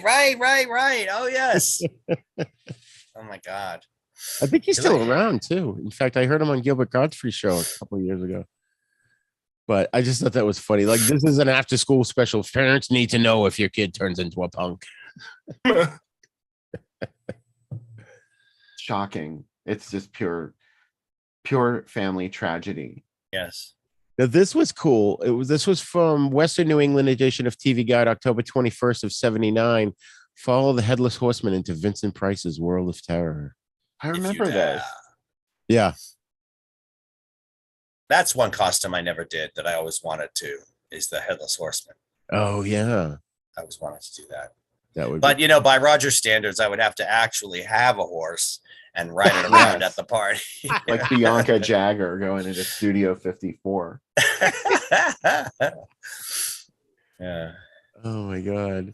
And then we've got Escape from New York's on Cinemax. Yeah. Great Pumpkin, Charlie Brown, and Here Comes Garfield. Excuse me. I don't think I scanned all the Garfield ones, but there were so many pairings of It's a Great Pumpkin, Charlie Brown with different Garfield cartoons. It was weird. But it wasn't a Halloween Garfield. No, there was one. There were bullshit. I may have scanned it, but I don't remember watching Garfield cartoons. I just remember reading the comic strip. I remember Halloween, the cartoon. What? Halloween specials were few and far between. Yeah. There was like, the Halloween that almost wasn't with Judd Nelson. Yep. There was that. And Midnight Hour with was it Dee Dee Pfeiffer? That wasn't for kids though. I mean, I'm talking about like stuff for kids. There was the Fat Albert Halloween special. Yeah, absolutely. And Oh, what was the other one that I'm not remembering? You can see fella, but no class. And then we get The Simpsons, where James Earl Jones lends his voice to Halloween night when Bart and Lisa swap scary tales about a family of 5 in a haunted house, one family's misunderstanding with aliens, and his rendition of Edgar Allan Poe's The Raven. Those what were they always called? Treehouse of Terror or something? Yes. Or what was Yeah. the yeah. Actually, I look forward to those every year. And it's actually gotten to the point now where I don't even watch the other Simpson episodes anymore, and I just watch the Treehouse of Horror. So I every year for Halloween, I'm not joking, I watch 34. Well, I'm sorry, 36 different Treehouse of Horrors now. Wow, dude. I'm I all only- over that. That I sounds only awesome. remember the one where he got the teleporter from The Fly, from the remake of The Fly, and he used it so he could reach into the teleporter and grab something out of his fridge because he had the other one in the kitchen. Yeah, Poor Homer. He's that was just awesome. yeah. There's a good old Marty Feldman. Keep one eye on the TV, one eye on the computer for young Frankenstein. I guess. Happy Yeah, so this normal. is all right. So this is from 2001. Watch on AMC and win on AMCTV.com. So that was relatively new at that time, watching things online, you know. I'm sure they weren't telling you to watch it online. It says win on AMC. Oh, and win on AMC. You I'm sorry, probably my went camera's there and like blocking. there was websites were pretty, Yeah. standard. Oh, I remember You Don't Know Jack. Down the bottom, it says tune in and log on to play You Don't Know Jack. I remember that being advertised. It was Huh. like a trivia game. You Don't Know Jack. 2001, I think. Yeah, 2001. Yeah. October. This was from October 26th. A Space Odyssey. And this was a cover of the week of October 27th from 1990, where you've got Ben Cross in the remake, the reboot show of Dark Shadows, and then of course Jason the Crypt Keeper and Freddy. I used to I stay had that late poster to of Freddy. watch The Crypt Keeper. I remember that. Really? Yes. I wish they'd bring him back, actually. That would be, I think it's long overdue for The Crypt Keeper. I think he could, I think in this day and age, he probably could get away with saying a lot more cruder things than he did back then. Yeah. I loved his humor. It was just so fucked up. Yeah. Yeah. I think it was the guy that created the show, did the voice, and operated the puppet. Oh gosh. Now see, I'm excited to watch a million things tonight. Oh my god! Wait till you see what else is on here. Friday the 13th Part 2. I tried to warn them not to come back. It's got a death curse. Oh wow. That's so cool that you have all of this stuff. Oh yeah, it's fun. It was a chore, but I really got to organize my TV guides. But every time I think about it, I'm like, yeah, it's down on the list. It's down low. This one I never saw. This one. I was going to bring this up. I'm glad you showed an ad. This is the one I was trying to remember and I couldn't. The Grinch Halloween special. Wow. I don't Never remember. seen this. Yeah, It's really weird. There's like all this psychedelic shit happening, and it's all about a little kid having these trippy experiences. It's about a kid getting acid in his Halloween candy, I bet, for real. Nice. maybe. Halloween is Grinch night. Far out. I don't remember it being called Mount Crumpet. Is that where the Grinch lives? Apparently, yeah. All And this was from 1977. I Wow. probably was past my bedtime at that point, but Yeah. let's see. Oh, and there's this one again. I had called this up earlier. The thing that pissed me off about this. Okay, so in the first episode, if anyone's familiar with the show, the aliens come down, give him this super suit, and they give him an instruction manual on how to use it. And as he's walking away, the manual falls out of the package that he's got in his arm where you get the suit from, and he has no idea how to do it. So the whole series is him trying to figure out how to do all these different powers he's got and not even discover what powers he's got. This finally, I don't know what season this was, 2 or 3, they come back. They're like, oh, here's the manual again. And he figures out how to turn invisible. And then he shrinks himself down to the size of a grain of sand.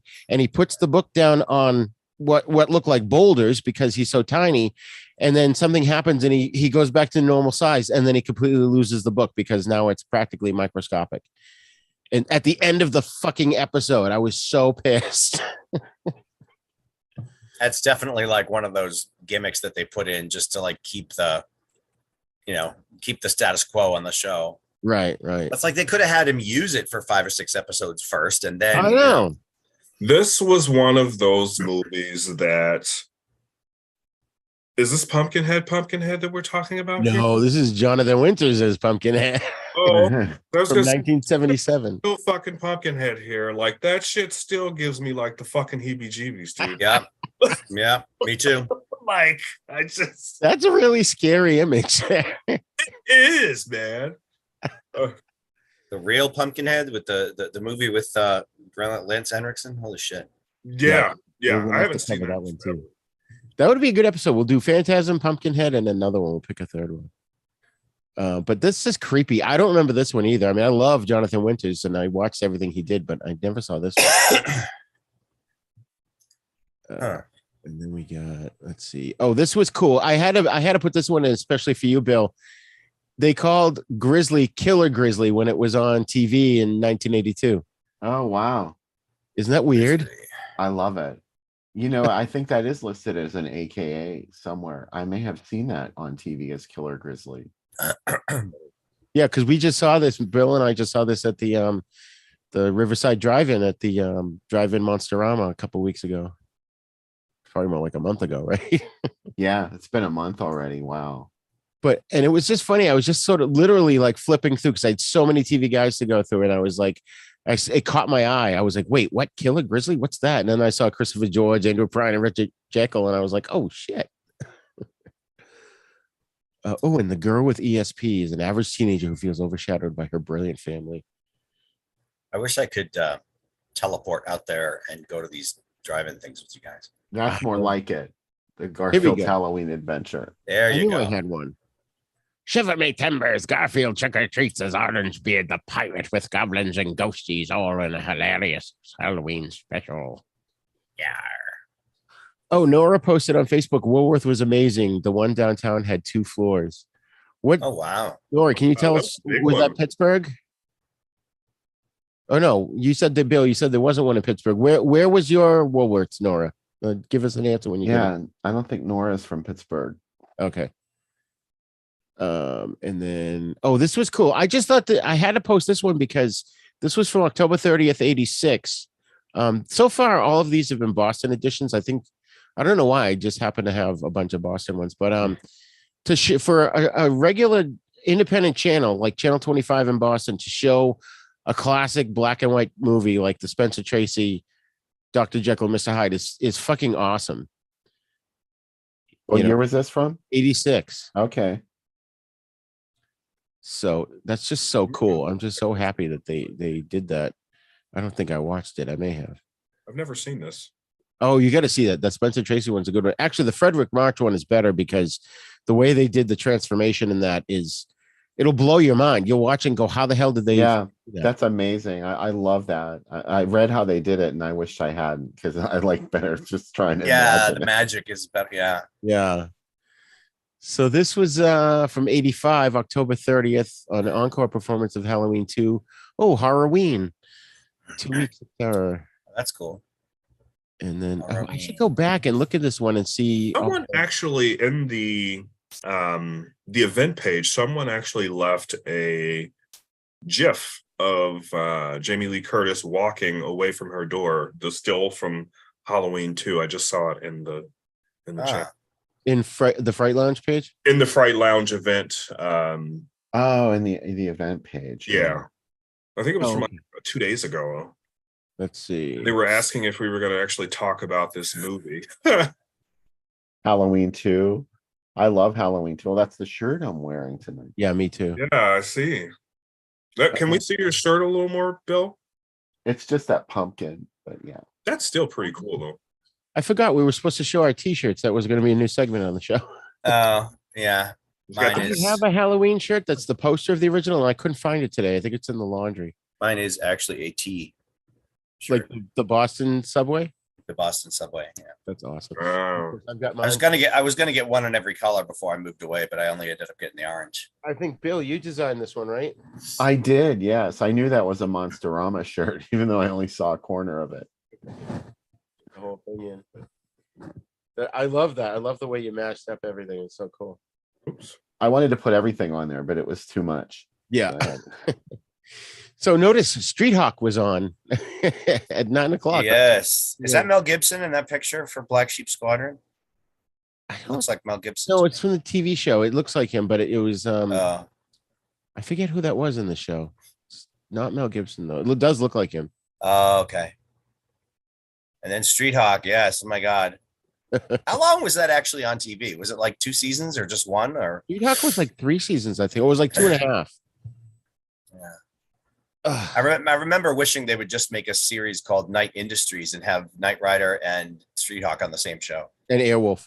and Airwolf. Yeah. Yeah. That would have been cool. That would have been badass. Here's another one. A scream come true. The night he comes home. Isn't it the night he came home?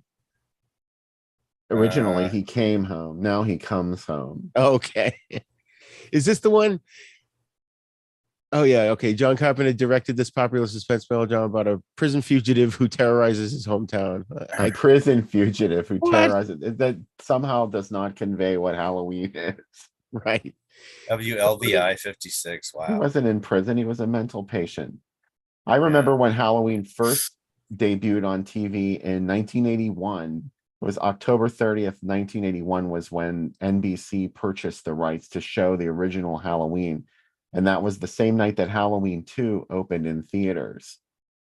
And it was a big deal that they showed it on network TV. I guess when they cut it down for violence, there was so much time missing that John Carpenter filmed 3 new scenes to put into the movie that kind of tied it to Halloween Nice. 2. That's right. That's right. What did you say? October 30th, 1981? Because I was Yes. looking for that. Bear with me if you guys want to keep looking at what's going on here, because there's a lot of fun stuff up here. I'll be right back. My TV guides are right over there. I gotta say, I really 44 love that years ago. image of the knife and how it like is the same kind of shape as the top part of the jack-o'-lantern. That's such a great. Well, I To think put it's those supposed two to be things like an image of the knife swinging Yeah. away and it forms a jack-o'-lantern. But it's really kind of iconic Oh, at this point. Yeah. Oh, you mean not that it's next to it, but that the motion makes the Yeah. face. Oh, okay. I see. A scream Uh, come true. I wanted to say, Bill, when you were talking about how you used to scare kids by pretending to be a robot on your front porch, that happened to me once when I was a kid. Only it was on either side of this door. There was this house that was like dark, and they had all these like purple and green lights. They were blasting like Halloween sounds, and I was already nervous about going up there. My parents were with me. I was a little kid, and there was the 2 chairs on either side of the front door, and there was a life-size scarecrow sitting in each one. And of course, they both looked fake. And then after I got my candy, one of them moved, and I screamed. I never in a million years thought that one of them was a person, and I burst into tears, and I was so freaked out. And then they all had to calm me down and apologize to me and everything. But when I recovered from the shock, I was like so excited that happened. I was like, that was so awesome. Apologize. Yeah. Yeah, they you should be I think I thanking was them like- for giving you that memory. I know. I think I was like 5 or 6. I was really little, and yeah, it was I was small enough that my first response after screaming was to start crying, and they felt a little bit bad, and he didn't even do anything. He just sat up and kind of reached his hand toward me, and that was enough. The fact that he moved at all.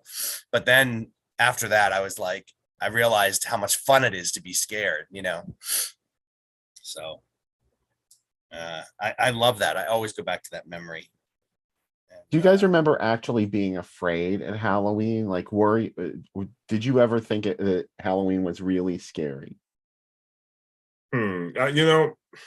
Some of my earliest memories of Halloween were always being scared. Like I remember always being scared to actually go to school because like I just didn't know like if I was gonna get pranked. Oh yeah. Because everybody. Uh-oh. Did we? I think I ran out of space. It's all right. Ruh-roh. It's all right. It's recording on the restream. So, but go ahead, Dantes. I'm sorry I interrupted you. No, I just remember, always worrying about, possibly, being picked on at school or being egged or toilet papered, leaving school. Yeah. I was scared for those reasons. Those are good reasons. I mean, because that stuff was hard to get out of your clothes. Have you guys ever been egged and toilet papered? Like, No. Not No. for me. My house got egged once, but not me. Yeah, it's hard to get out of your clothes. So I had one. It didn't happen to me personally, but I spent all August one year in September. I made this life-size Jason statue, and I had taken a plastic costume hockey mask, and I put lights in the eyes, and I built it so that I could switch it on and the eyes would glow red. Mhm. And I put it out on my front porch, and we had a chain link fence around our house. I'm telling you, not within like 20 minutes, I went back out and the mask was gone. Like someone fucking ran up and just ripped it off and took off. I'm like, are you wow. fucking kidding me? It took me 2 months to make that damn thing. Yeah, that's People are kind of pricks. screwy. So two quick things. I didn't have the 1981 TV guide. I know if I had found it, I would have had it. I'm sure I have it somewhere. But I don't see the picture in the Fright Lounge event page. Is it on maybe the Fright Lounge page? It's in the event. It's in the event page. It's like a comment actually that someone left. Let me see. It's kind of hard for me to look for it because we're on the computer now. But Yeah, I don't see it. It's discussion. Let me click on that. Let's see. There we go. Yeah, it's a animated GIF of Jamie Lee standing in front of the house. Well, thank you, Lala Smith. That's awesome. And was it the original Halloween or the? Yes. Yeah. Okay, so it was not Halloween too. I thought it was Halloween, maybe but I don't know why. it might be. Well, no, because she never actually goes back to the house in Halloween too, right? No, she's Yeah. in the hospital the whole time. So Yeah, it it's had to her be in the blue original. shirt from the Yeah. first one. Yeah. I sent you an ad on the Facebook chat Oh, you did? Okay, let me grab of that. Halloween on TV. That was a big night for me because I had already seen Halloween the year before. Because like my mom wouldn't let me watch movies like that, but my dad always did. And I would go to his house on the weekends, and he and his wife would go out and leave us with a babysitter. So we could watch whatever we wanted, and we watched Halloween with 2 teenage babysitters, and it was really scary. That's But not cool. because I was afraid, because they were afraid, and it was amazing. Like every time something happened, there was intense screaming. Somewhere I had an audio cassette of it, and I wish I had kept it because it was just so. Someone online, you can go watch on YouTube. There's a brief audience reaction clip of an actual audience from 1978 watching Halloween or 79. Wow. That's And amazing. It's only a couple scenes at the end, but it's like one of those things like, you hear them like, don't go in there. Or like he sits up behind her and they all start screaming. That's pretty. I love that shit. Yeah. That's awesome. I love being in a movie theater with you said you was at home, you saw, or at a house. But Yeah. I love being with people who have never seen something before. It's so awesome. Mm-hmm. That's cool. So this is it. The one you sent me. That's a cool one. I've never seen that ad before. Yeah, me neither. Comes one night early. And this is Friday, October 30th, 1981. Nice. Like, all right, I'm gonna have to get. Oh, from the back. man who terrified you with the fog. You know, That was to the fog. Yeah. What did you say, Dantes? The fog. I really enjoyed the fog. Mm-hmm. Oh yeah, that's a fun movie. Yeah. I was terrified to see the fog because I saw a commercial for it on TV and something about the way they presented it. And it wasn't even, they didn't even show anything in the ad. It was just like very foggy and hard to see. And there was like a little bit of movement in the frame, but you couldn't really tell what was going on. And then they just said something about like the fog. And I had nightmares about that ad, even though there was nothing in it. Really? And I was terrified. Like just the idea, like when I think years and years later, Roger finally convinced me to watch The Fog, and I was still a little apprehensive. Yeah, I can't say like that. I don't think I would have enjoyed it as much as a kid, you know, Yeah, I saw it in the movies. because the story is actually pretty effed up, you know. Yeah. It really is. All right, so I'm going to jump back to this here. We'll get through these real quick, and then I got some movie ads too. Cool. So this was also on October 30th, 86, where they played Night of the Living Dead, looking for a midnight snack. Now in color. Oh, Now in color. that sucks. I didn't know It did suck. I mean, I remember being kind of excited that someone had done that. And then I saw it and I was like, oh, it looks like they colored it in with crayons. Yeah, that early Ted Turner colorization method was terrible. It's scarier in black and white anyway. It doesn't really work in color. Yeah, I think the black and white's a lot scarier. Yeah. And then from 1982, October 31st, You Ain't Screamed Nothing Yet. Baby. All right. And then it says it had a description in the close-up. I miss the old TV guide, but this was cool. Some people believe their fate can be told from the turn of a tarot card. Join Vincent Price when TV4 unveils psychics who profess to have unusual powers for predicting the unknown. People who project themselves outside of their bodies, and some who have died and then return to life. Watch these and other phenomena. It's like watching an episode of Days of Our Lives. It really is. October 31st, 84. So many cool things. Oh, Friday the 13th part 2. The body count continues. That's cool. That was channel 38 in Boston. Oh, this was cool. Look at this, Mike. Elvira. I think Michael's gone. Oh no. Oh, I have to wait for him to come back. Elvira shows up on the Fall Guy. He's a huge Lee Majors fan. Where wasn't she in that time? She was everywhere, Elvira. Yeah, she had really just become like this big personality. Like she's more popular than I think some of the movies she introduces. Oh yeah. I didn't get her in Pittsburgh though. Oh, you didn't? Really? No. There was an Elvira knockoff that we got in 1984. Her name was Mona, Moana. She was out of Cleveland, but she obviously ripped off Elvira. She looked just like her, like with big boobs and a low cut thing. And she was only on for maybe like a year. That's hilarious. She didn't last long. No, she was a weather person for a news station. And she stepped into this horror host gig, and I guess she made a couple of personal appearances, and guys were like creeping on her, and she didn't like it, so she stopped doing it. That's funny. All right, so just remind me when Mike comes back. We'll go back to this one just to show him. And this was cool. Halloween Eve. Look at that image they used. I know what that's from. Is that from a record or a comic book?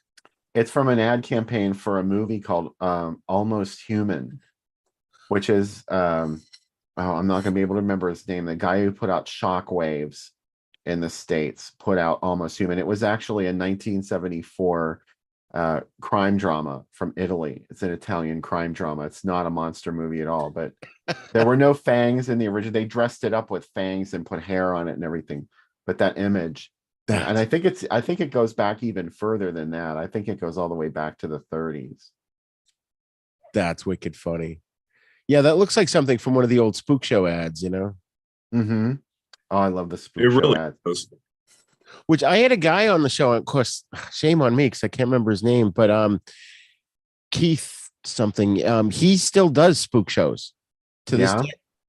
In fact, there was some famous God, man, now my brain's not working because it's so late, but he got a package that was basically this one guy who had really sort of started the whole thing, or he was one of the first spook show guys, and he literally opened it up on a live video online and got all this cool stuff out of it that the original spook show guy had. Yeah, that's amazing. If I find the link, I'll send it to you. He's a really awesome guy. I got to get him back on the show.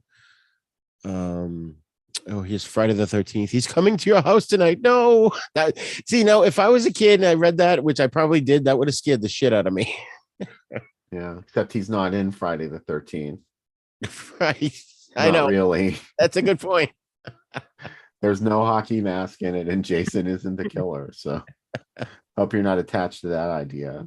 Oh my god! And then the Chronicle is a local, like a magazine show, has horrors, haunts, and happenings.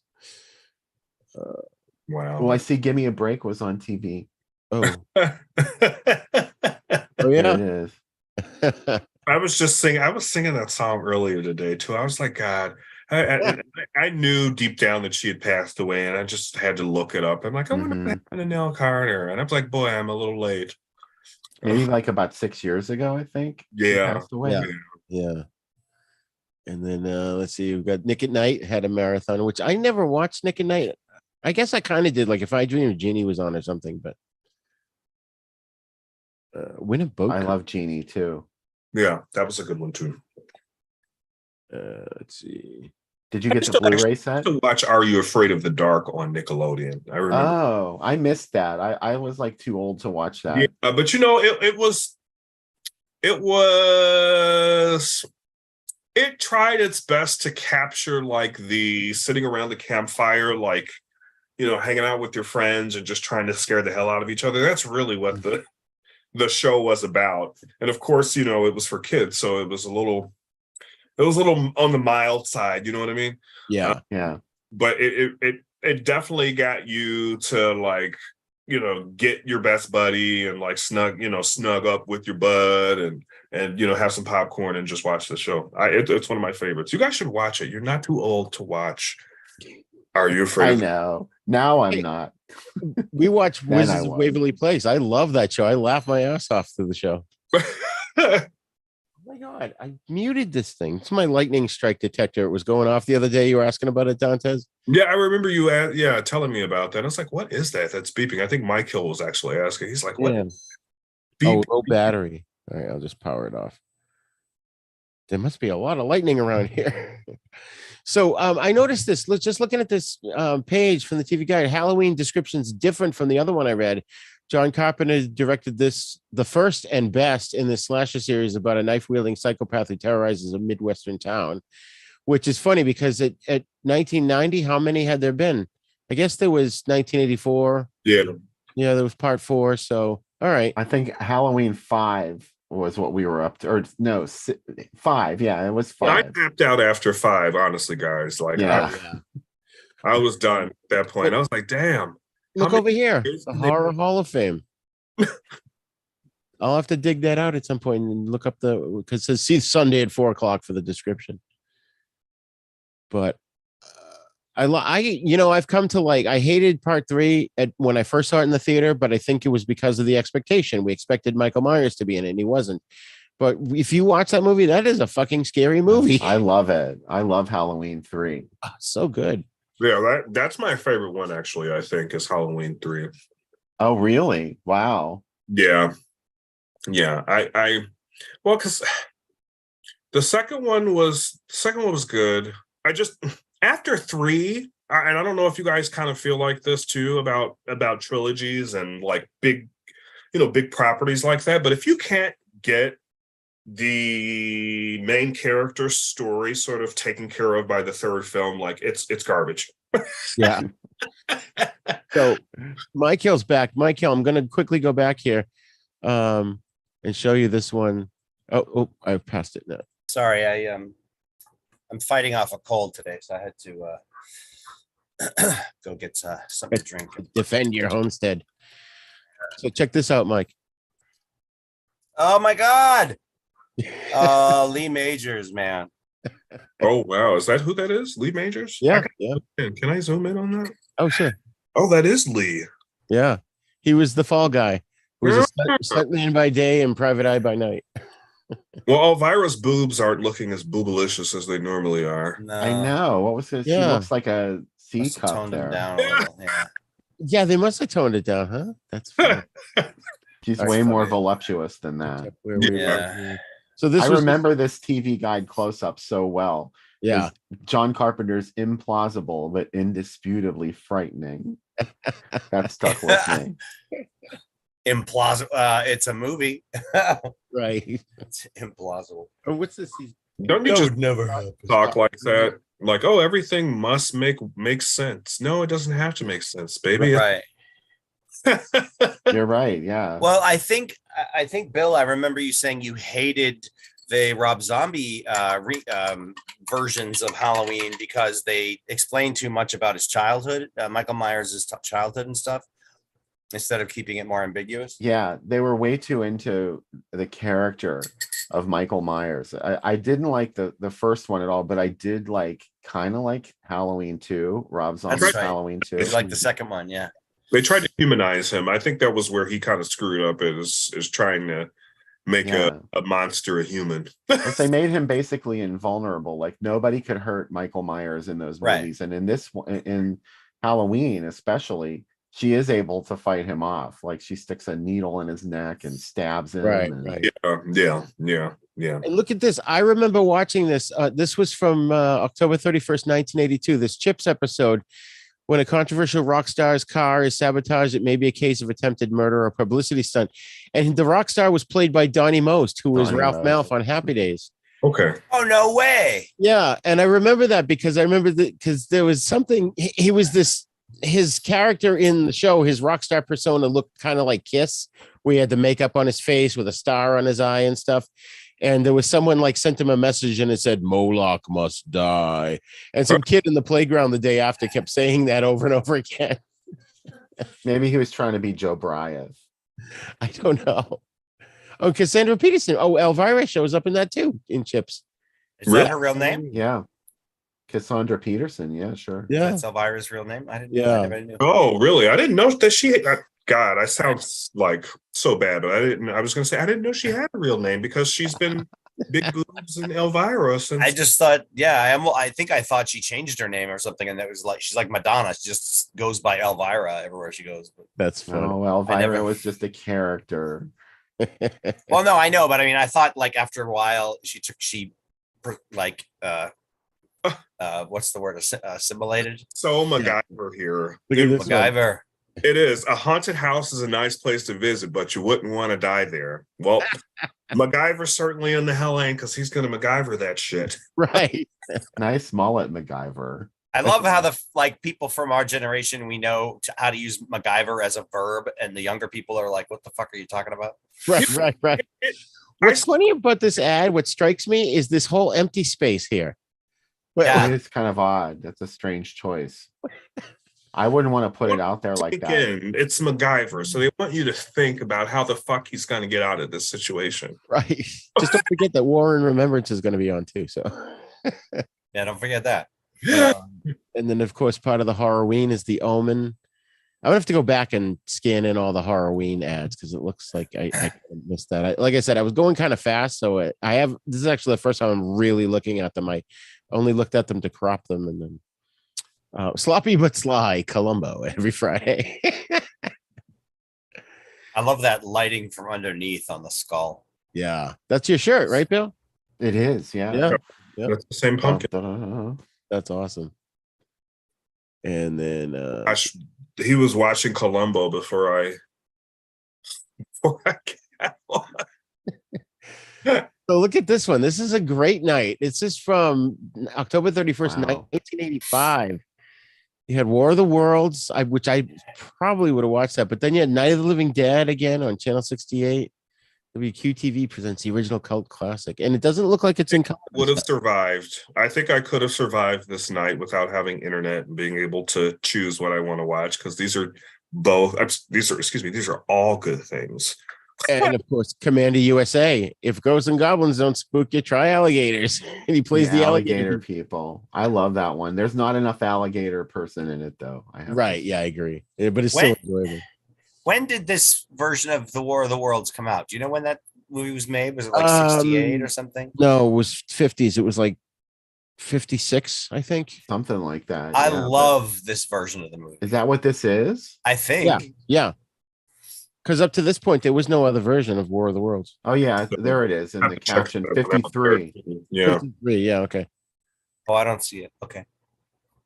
Oh, up in here. Yeah. Oh, up there. I see. Yeah. Yeah, Gene Barry as Dr. What's his name? Dr. Clayton Forrester. Just the name of the villain on Mystery Science Theater. And Les Tremaine. I love Les Tremaine. He's awesome. He was mentor in Shazam. Oh gosh, and Magnum PI was even on this night too. I definitely wouldn't have been leaving the house. Oh yeah. It's like flipping all back. I remember about that show is the car. I know That- I watched the love show it. all the time, but all I remember is the car That's the only reason why you would watch it would be and like the intro. Yeah, And the Mauna Loa macadamia nuts. Mm-hmm. that's you can't forget Oh, about Night those. Watch with Liz Taylor is a good one too. I I love saw that. Yeah. Lawrence Harvey's in that with her. Isn't he trying to drive her crazy in that one? Yeah, Yeah. the gaslight thing. That's right. He didn't have far to drive. I just watched the 1944 Gaslight. Was it? Yeah, it was on with TV the other with day. Ingrid Bergman. I watched it like a month ago, and it was so good. And I was Oh. like, "That's where the word comes from." Right. So let's quickly I'll stop sharing there because I'm not caring anymore. No, that's not true. I'm just rhyming. I got some newspaper ads too, which I quickly whipped up. Whipple. Well, So these are okay. So this one I generally looked through the Boston Globe. Now this is from 1972. My first movie. I saw this in the drive-in in North Reading, north of Boston, Asylum, with Peter Cushing and Herbert Lom, which is an anthology film by Amicus. And to this day, I love it. I think I remember telling you, Bill, my mother and I, for years, we thought that the name of the movie was called Chopping Heads. yeah, you did tell me that. I can't see the picture. Are you showing a picture? No, I'm sorry. Am I not sharing it? Oh, I'm sorry. I don't see it. It would help if I hit share. Yeah. Oh, I thought you said you weren't sharing because you didn't care. And That's true. You did. All right, now I care. So here you go. Ah, there it is. Asylum. Got it. Superfly. I love that movie. Oh, yeah, that's so good. I don't think I could watch The Deliverance again, though. That's just too disturbing. That movie's a bummer. Yeah. Not either. You don't like Best it either, moment in that Dantes? is the No, You'll like my mother. I just the don't best like moment is the like Burt Reynolds. Just every time I see Burt Reynolds, I just think of like that cop asshole that I don't like. yeah. I like Smokey Bandit, It's because of his mustache, or the porn Yeah. star. is that? I mean, is that? I think that might be like just because of his mustache. Like it made in his hair. It just made him look like an asshole. He always came across like an asshole. Yeah. He always had that smarmy look on his face, you know. Yeah. Yeah. Like I don't gotta follow the rules. So this is from 72. So look at Give me that Robert Shaw and Anne Bancroft and young Winston. And we love Anne Bancroft, legendary Robert Shaw. Bancroft. Bill Cosby and Robert Culp. I can't. There's a thing in the way. It's Hickey and Boggs. Yeah. Well, yeah, he was giving a lot of people hickeys, and he was bogging them all right. Sure was. See, I would have been more into Charles Bronson's The Mechanic. That's a great movie. Oh, that's a great movie. Yeah. Great ending. Oh yeah. I see something else about Woody Allen back then. So this was. Oh. Excuse me. This was from October 31st, 1975. I saw this remake, and I have been dying to see this original film. Oh, you got to watch it. We covered it in December. I have to see this original. I saw the remake, and I was just like so blown away by how Christmas was just made into like this fucking massacre, and there was just so much blood. It was just so beautiful. Guys, I'm a very loving person, but I mean, sometimes you just gotta see a bitch get hit over the head with something. Right. Right. In fact, I think I saw it with my parents at the Starlight Drive-In here in North Reading. I like the original title better. Silent Night, Evil Night. Really? It's interesting that they put it Yeah. on there. Why would they put that on the ad? It's Because they had to, because they had already released it as another title. The original title was Black Christmas, and it came out that way in Canada. But then by the time it got to the States, it was summertime. So they called it Silent Night, Evil Night, and they had this ad campaign that was like, Christmas comes early this year, and it's murder. And Oh, then well, around, like around October of that year, they changed the title back to Black Christmas. Yeah. Because they didn't want to, they wanted to change the title. The original distributor, they didn't want people to think it was a blaxploitation film. They called it Black Christmas. Oh, well, okay, yeah, you're right. There was a lot of movies that had titles like that. And they were like, well, let's try another title. And when they sold it to TV, this was interesting. They called it Stranger in the House. Yes, I remember that. It played on HBO as Stranger in the House. Yeah. Yeah. And Oh, what's that? that's a good title for it. That's a really Yeah. good title. Yeah. I love that title. Yeah. I think it's really spooky, but NBC, again, we're just talking about that. They bought the TV rights to it and they put it on in 77. It was going to be broadcast, and they started hyping it in the newspaper. It was like January of 77. Well, coincidentally, at Florida State University, there was a terrible murder spree happened, where like 2 nursing co-eds and 3 were killed. 3 others were seriously maimed and sexually assaulted. And the perpetrator got away, and nobody knew who it was at the time. And he was still out there. And they were going to show this movie, which is basically about co-eds being killed in a sorority house. Yeah. And so they petitioned to have it changed, and they changed the movie. And then later on, they caught the killer, and it was Ted Bundy. Oh my God. Wow. Wow, that's a twist out of this world, isn't it? Mhm. Shit. I had a class in high school. There was this lady was the teacher, and she told us how she went to high school with Ted Bundy. And she was like, Yeah. but it didn't see anything wrong with him then. He was just kind of, kept to himself.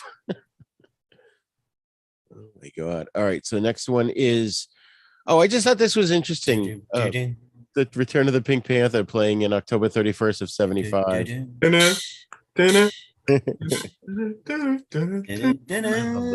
Peter Sellers. You guys like any of the remakes that came out? I liked With the Roberto Benigni Steve one. Martin. I didn't like No. Steve Martin. Yeah, no, I didn't like those ones. I don't know. It just had that it had that early 2000 funk on it. You know what I mean? Yeah. Fuck or funk? Fuck and funk. I would have been more interested if it had more fuck on it. This one, I never saw any of the remakes of the Pink Panther. I didn't either. I remember seeing the one after Peter Sellers died. It was with Inspector Slay. I can't think of the name of the movie now. It was like Trail of the Pink Panther, and he was trying to find it, and it reused footage from the older films in it. Oh, that's right. Yeah, I remember that. And My that dad confused and the I hell used out to of me. watch these together. Yeah. And then Roberto Benigni was in Son of the Pink Panther. He was Clouseau's son. And, he's a talented actor, but the movie was just not good. Yeah. And I think I tried watching the first Steve Martin one. I couldn't get through it. So then, of course, another great 1975 movie, Earthquake. I saw this in Sense Around. Scared the shit out of me. Really? Yeah. I'll never forget the whole scene of Lorne Greene in the chair, and they're like lowering him down from the building. And There was a theater in downtown Pittsburgh that showed Earthquake and Sense Around, and a big chunk fell out of the ceiling. oh Wait, my Ava God. Gardner was in this movie? No way. Yeah, I see her name in the credits there. Who? Ava Gardner. Yes. Yeah. Yep. Charlton Heston. Jeez, I gotta watch that. Oh yeah. Marjo Gortner, Richard Roundtree, Like it's Yeah. just like a who's who of like Victoria chunk- fucking Principal. Right. Yes. Wow. It is an all-star cast. yeah. Did anybody get hit by that chunk that fell out of the ceiling? Yes. Oh Really? God. Oh my God. I mean, I Maybe- don't think they were seriously injured or anything, but It's probably the foam ceiling. the theater, no, it was like stone, and they had to close the theater and repair it. Holy shit. And look at Mario Puzo co-wrote it, and John Williams did the music. How fucking awesome is that? My God. All right, we're gonna have to talk about this one at some point. Just side note here, I guess. I watched last night for the first time. I watched Rosemary's Baby. Oh wow. What'd you think? What a fucked up movie. Like I liked it a lot. It was really well made. But the whole sequence where it seems like a dream, and then she herself even says, "Wait, this is not a dream. This is actually happening." Because I was starting to doubt, like, what's going on. That whole scene freaked me out. And then at the end, it was just kind of like, I was like, "That's it. Like, don't we defeat them?" And Yeah.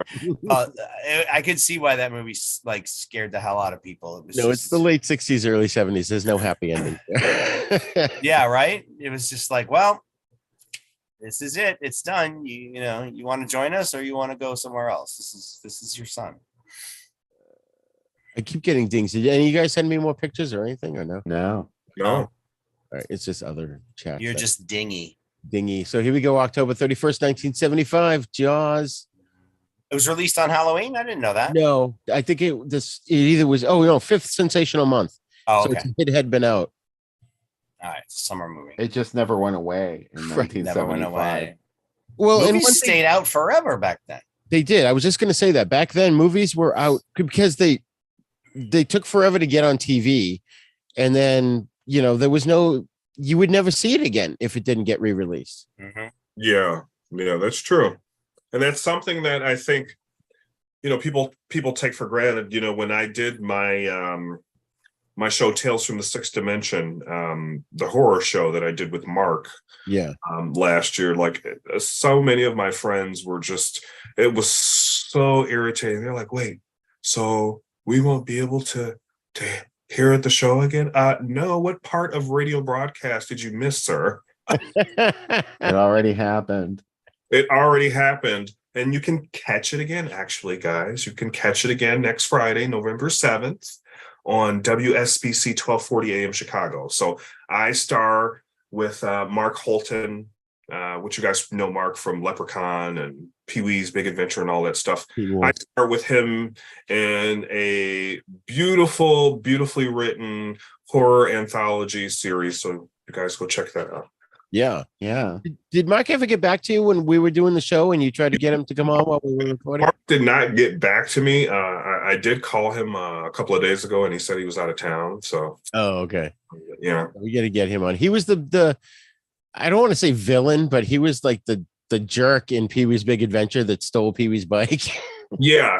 And you know what? Actually, I don't want to start pulling stuff around, but I have here they are actually. Oh, there he is from Teen Wolf.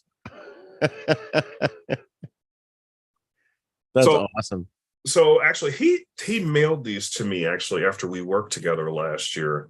So yeah, that I cherish these. I really do. That's awesome. By the way, Dantes, Deidre L says she loves your hair. Oh. Okay. Thank you. Oh yeah, we talked about that. You got the Jerry curl this time.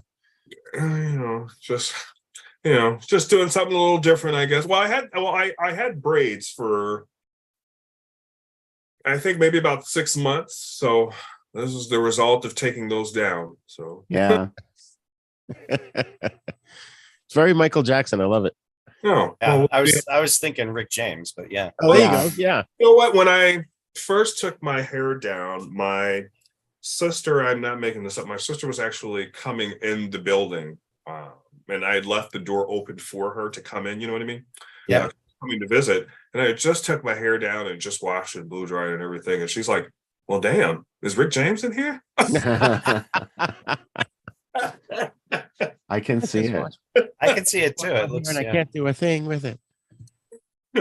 I just got to get, I have to get my hands on some of the old school glitter, the glitter that was actually like glass that would like fucking cut you. Yeah. That was not to be messed with, that glitter. I remember that.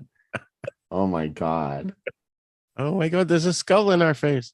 I'm trying to get it lined up with my own face so that it looks, there you go. But of course, my hand is in the way, so that kind of defeats the illusion. Excuse me. So here's from 1980 Motel Hell, which listed down here at the Medford Drive-In. I saw that there with my parents. Your parents started taking you to rated R shit when you were like 3. I was gonna say, man, you had some great Two. Two. Actually, no, Asylum was PG. So Oh wow. I remember kids in the playground like didn't believe that I saw a movie. I'm like, yeah, my parents took me to see that last night. They're like, it's rated R. There's no way they took you. I'm like, okay. Have you met my parents? Like, you just My got mother- some cool parents, man. My mother's favorite show is The Walking Dead. I mean, come on. You know, You know, and God bless my mother. I miss her so much. She passed in May, and I remember. I think I picked up so many things from her, but one thing I definitely picked up would be her absolute fucking love of like Anne Rice. I oh mean, yeah. some of my earliest memories that I have of like my mother is like her sitting like on the couch and like reading like Tale of the fucking Body Thief Yeah. and then towards the end of her life, you know, we started watching a lot of shows together. Like Walking Dead was one of those shows, and then one of the last series that we actually watched together before she passed away was The Strain. And as you guys know, that was, you know, we watched that honestly because of what was going on with COVID at the time. Oh, interesting. Well, it's kind of freaky, right, when you think about that. Yeah. You know? I haven't finished that, so don't spoil it for me. I haven't finished the final season of The Strain. I love that show. This is the show. Well, we're going to give you a spoiler alert. You will absolutely fucking love it, and the master always has his plans. So all right, I'm gonna have to finish that. David Hyde Pierce is the reason why you should love that show. He is like one of the most and I don't like to call people character actors. I had worked on a project with another actor from Chicago, and he had been in The Five Heartbeats and a couple of other movies.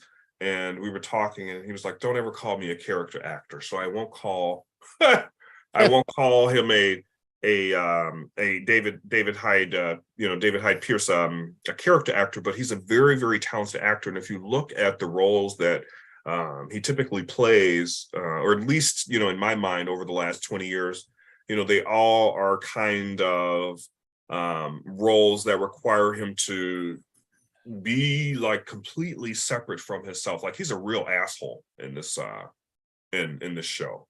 Oh, okay. Yeah. I guess I haven't got that far because I don't remember him in it. You know, he was the voice of I really enjoy the show for David Hyde Pierce. Like tomorrow's Monday, so I can't be up all night watching everything. I know. So, all right. So here's Motel Hell from 1980, which I love. And this, I put these together from one page from 1980, also October 31st. So you get Friday the 13th, The Man Who Fell to Earth, fun David Bowie movie, and the Triple Karate 5-hour show of The Big Brawl, Enter the Dragon, and Five Fingers of Death, which we could.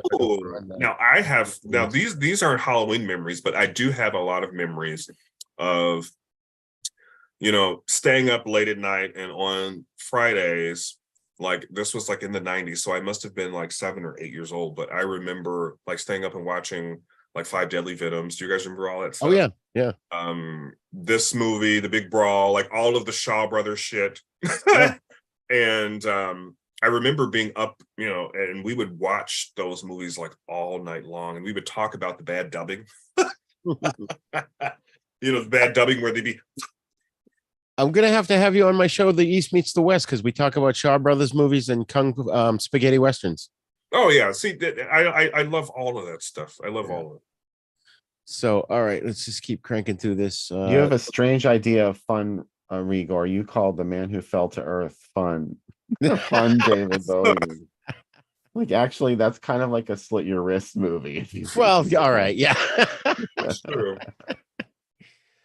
Yeah, so here's The Awakening with Charlton Heston, which for some reason I keep thinking this is the one that Russell Mulcahy directed, but it's not. No. He did a movie. Boring. This is a remake of Blood from the Mummy's Tomb, that old Hammer film. The Hammer film, yeah. And then I wasn't going to post the listings themselves because they're not interesting to look at, but I just wanted to show you on October 31st, 1980, what was on TV that night. You had Countess Dracula with Ingrid Pitt, and then Five All Night, Live All Night had Halloween special, live from Lulu White's in Boston. Then they had Twins of Evil with Peter Cushing, which we had. Love Peter Cushing. We had Judy Matheson, who was in that on the show on Then Is Now. And Phantom of the Rue Morgue with Carl Malden. Phantom of the Rue Oh, Morgue. Malden, my God. So his nose was the Phantom. Oh god. Yeah, right. Malden, man, that's a big idea to get used to. What about Countess Dracula with Ingrid Pitt? Yeah. Oh, I love Countess Dracula. Yeah. That's probably one of my favorite Hammer films. Did she just pass away like a year or two ago? Yeah. No, I think it's been a while now. Oh, really? Okay. I don't know. And then there's Grand Theft Auto we just passed up as well too. Oh Where? yeah. Great. Oh, yeah. With Ron Howard. Yeah. Little Ron Howard. He's so little. Ronnie. Yeah. He's so tiny. He's Opie. So here we go. The wedding night killer is about to strike again. He knows. It's another tie-in to Drive-In Asylum. We have an interview with the director, Armand Mastroianni, in the new issue. That's right. Oh, that's cool. And this was from October 31st, 1980 also. And then, I wanted to throw this in. Look at Logan's Run. The TV series. Yeah. Wow. Which is funny because Gregory Harrison, who plays the main character in it, is he's on General Hospital now. He's been on it for a couple of years. Huh. He was Gonzo Gates in Trapper John, if anyone remembers that show. I do. I remember the title, but not the movie. Logan's Run. Yeah, I remember the title, but yeah. A couple of pages back there, Raj, I had accidentally muted my mic because I was blowing my nose. But a couple of things ago, there was a thing with Susanna York's name on it, and one more. Yeah, down there. So The Awakening, Susanna York. She was in Superman. She was the mother. She was Kal-El's mother. Oh wow. I thought Susanna York was Ursa. No. No, Susanna York was the mother. I don't know the name of the actress who played Ursa, but I can't think of her name off the top of my I head. used to know It's it not too. Susanna York, though. no. Oh, okay. Stephanie Zimbalist. She was on a TV show, and I can't remember which one. It was like not 8 is enough, but something kind of similar to that. Right. I'm drawing a blank now because she was Ephraim Zimbalist Jr.'s daughter. Yeah. Susanna York. All right, and it's gonna kill me. I know the chick that played Ursa. All right, this is funny. Oh, this is a good movie. Well, it's a good bad movie, Damnation Alley, with George Papard and Jan Michael Vincent. Really, Bill, was it you that was telling me someone somewhere has that like RV that they drove around in the movie? I don't think I was the one who told you that. Damnation Alley is probably the only movie that we ever showed on our program that everybody hated. And That says something. yeah, Uncle Yeah, Spooky I was the think so. guest host. He was going to be the guest host that night, and then at the last minute he had to bail, so he picked the movie and didn't even watch it with us. Oh God, Austin. You're about to live one. What is this, like a 4D? What do you call it? The Oculus thing? Like, Yeah. It has a great cockroach scene in it. I will give it that. I love the killer cockroach scene in Damnation Alley, but The other than killer that- cockroach.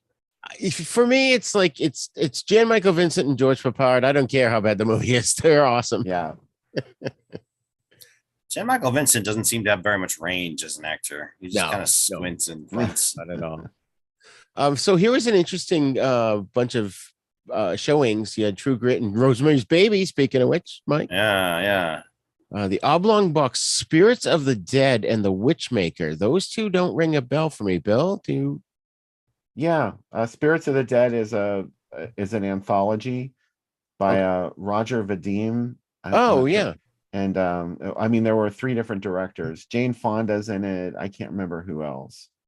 Of course, because Roger Vadim directed. Yeah, she was married to him at the time. Coincidentally, The Witchmaker also has another title, and I can't think of the other title. It's probably more familiar to you. I do love that Sweet Body of Deborah is showing with porn at the one lineup with My Body Hungers and Like Mother Like Daughter. Right. My Body Hungers is something too. That's not a porn film. Neither is Sweet Body of Deborah, which is a giallo with Carol Baker. Oh, that's right. Yeah. And then over here, you've got, Butch Cassidy and the Sundance Kid, but 100 Rifles, that's Burt Reynolds. and Plague of the Zombies, which is a good one. That's a Hammer film. And then Planet of the Apes over there. No, My Body Hungers is porn. I was wrong. It's a Joseph Sarno film. Oh, okay. Or Neat in Black Stockings. You know, I just did an interview recently with this guy Eric Eichelberger. He had this. It's gone now. It happened last weekend. This 5-day event in New York City at a movie theater where they played all kinds of movies. They had like Frank Henenlotter there hosting movies, and Joe Sarno's daughter was there, and she talked about her father, and they played a couple of his movies. It was the Shock Go-Go. That was what that was called. And Like the one up in the middle there, All Men Are Apes. oh yeah, I thought you said Ethel Eichelberger there for a minute, and I no, was Eric. thinking, I'm sorry. Ethel Eichelberger. Well, she's dead, so that would have been truly amazing. Yeah, I had her on the show with a Ouija board and everything. She was a drag queen, a very famous drag performer, playwright, and actor. Huh. And he died in 1990. Wow. And then we've got Desaad, which all right. So this is X, Succubus. but Keir Daly is in it. So how X can the movie be? That's why. Well, it's one of those like sort of X movies, like at the time when they were trying to make a more, commercially successful X-rated films. It's obviously not porn though. Neither is Succubus. I missed all of that. I just have to like say that. I missed all of that because It's okay. I would just love to be able to just like right now at like 9:00 in the evening go out and just be like, let's go see a semi X-rated film with good Right. acting. For those at home who don't know, Keir Daly was the main character, the main actor in 2001: A Space Odyssey, among several other films. And Black Christmas. Black Christmas, I was Yeah. just going to Yeah. say. Yeah. Like mhm. We were just looking at movie ads, Dantes, and we saw like this one had Rosemary's Baby, ironically enough, because Mike just brought it up with John Cassavetes. I forgot he was in that. Did you guys ever hear about the strange connection between John Lennon, Mia Farrow, his death, and Rosemary's Baby? Because they shot part of that actually where John Lennon, like where he lived at, right in the hotel, right? Yeah, Yeah. that building. Yeah. And Yeah. Dakota.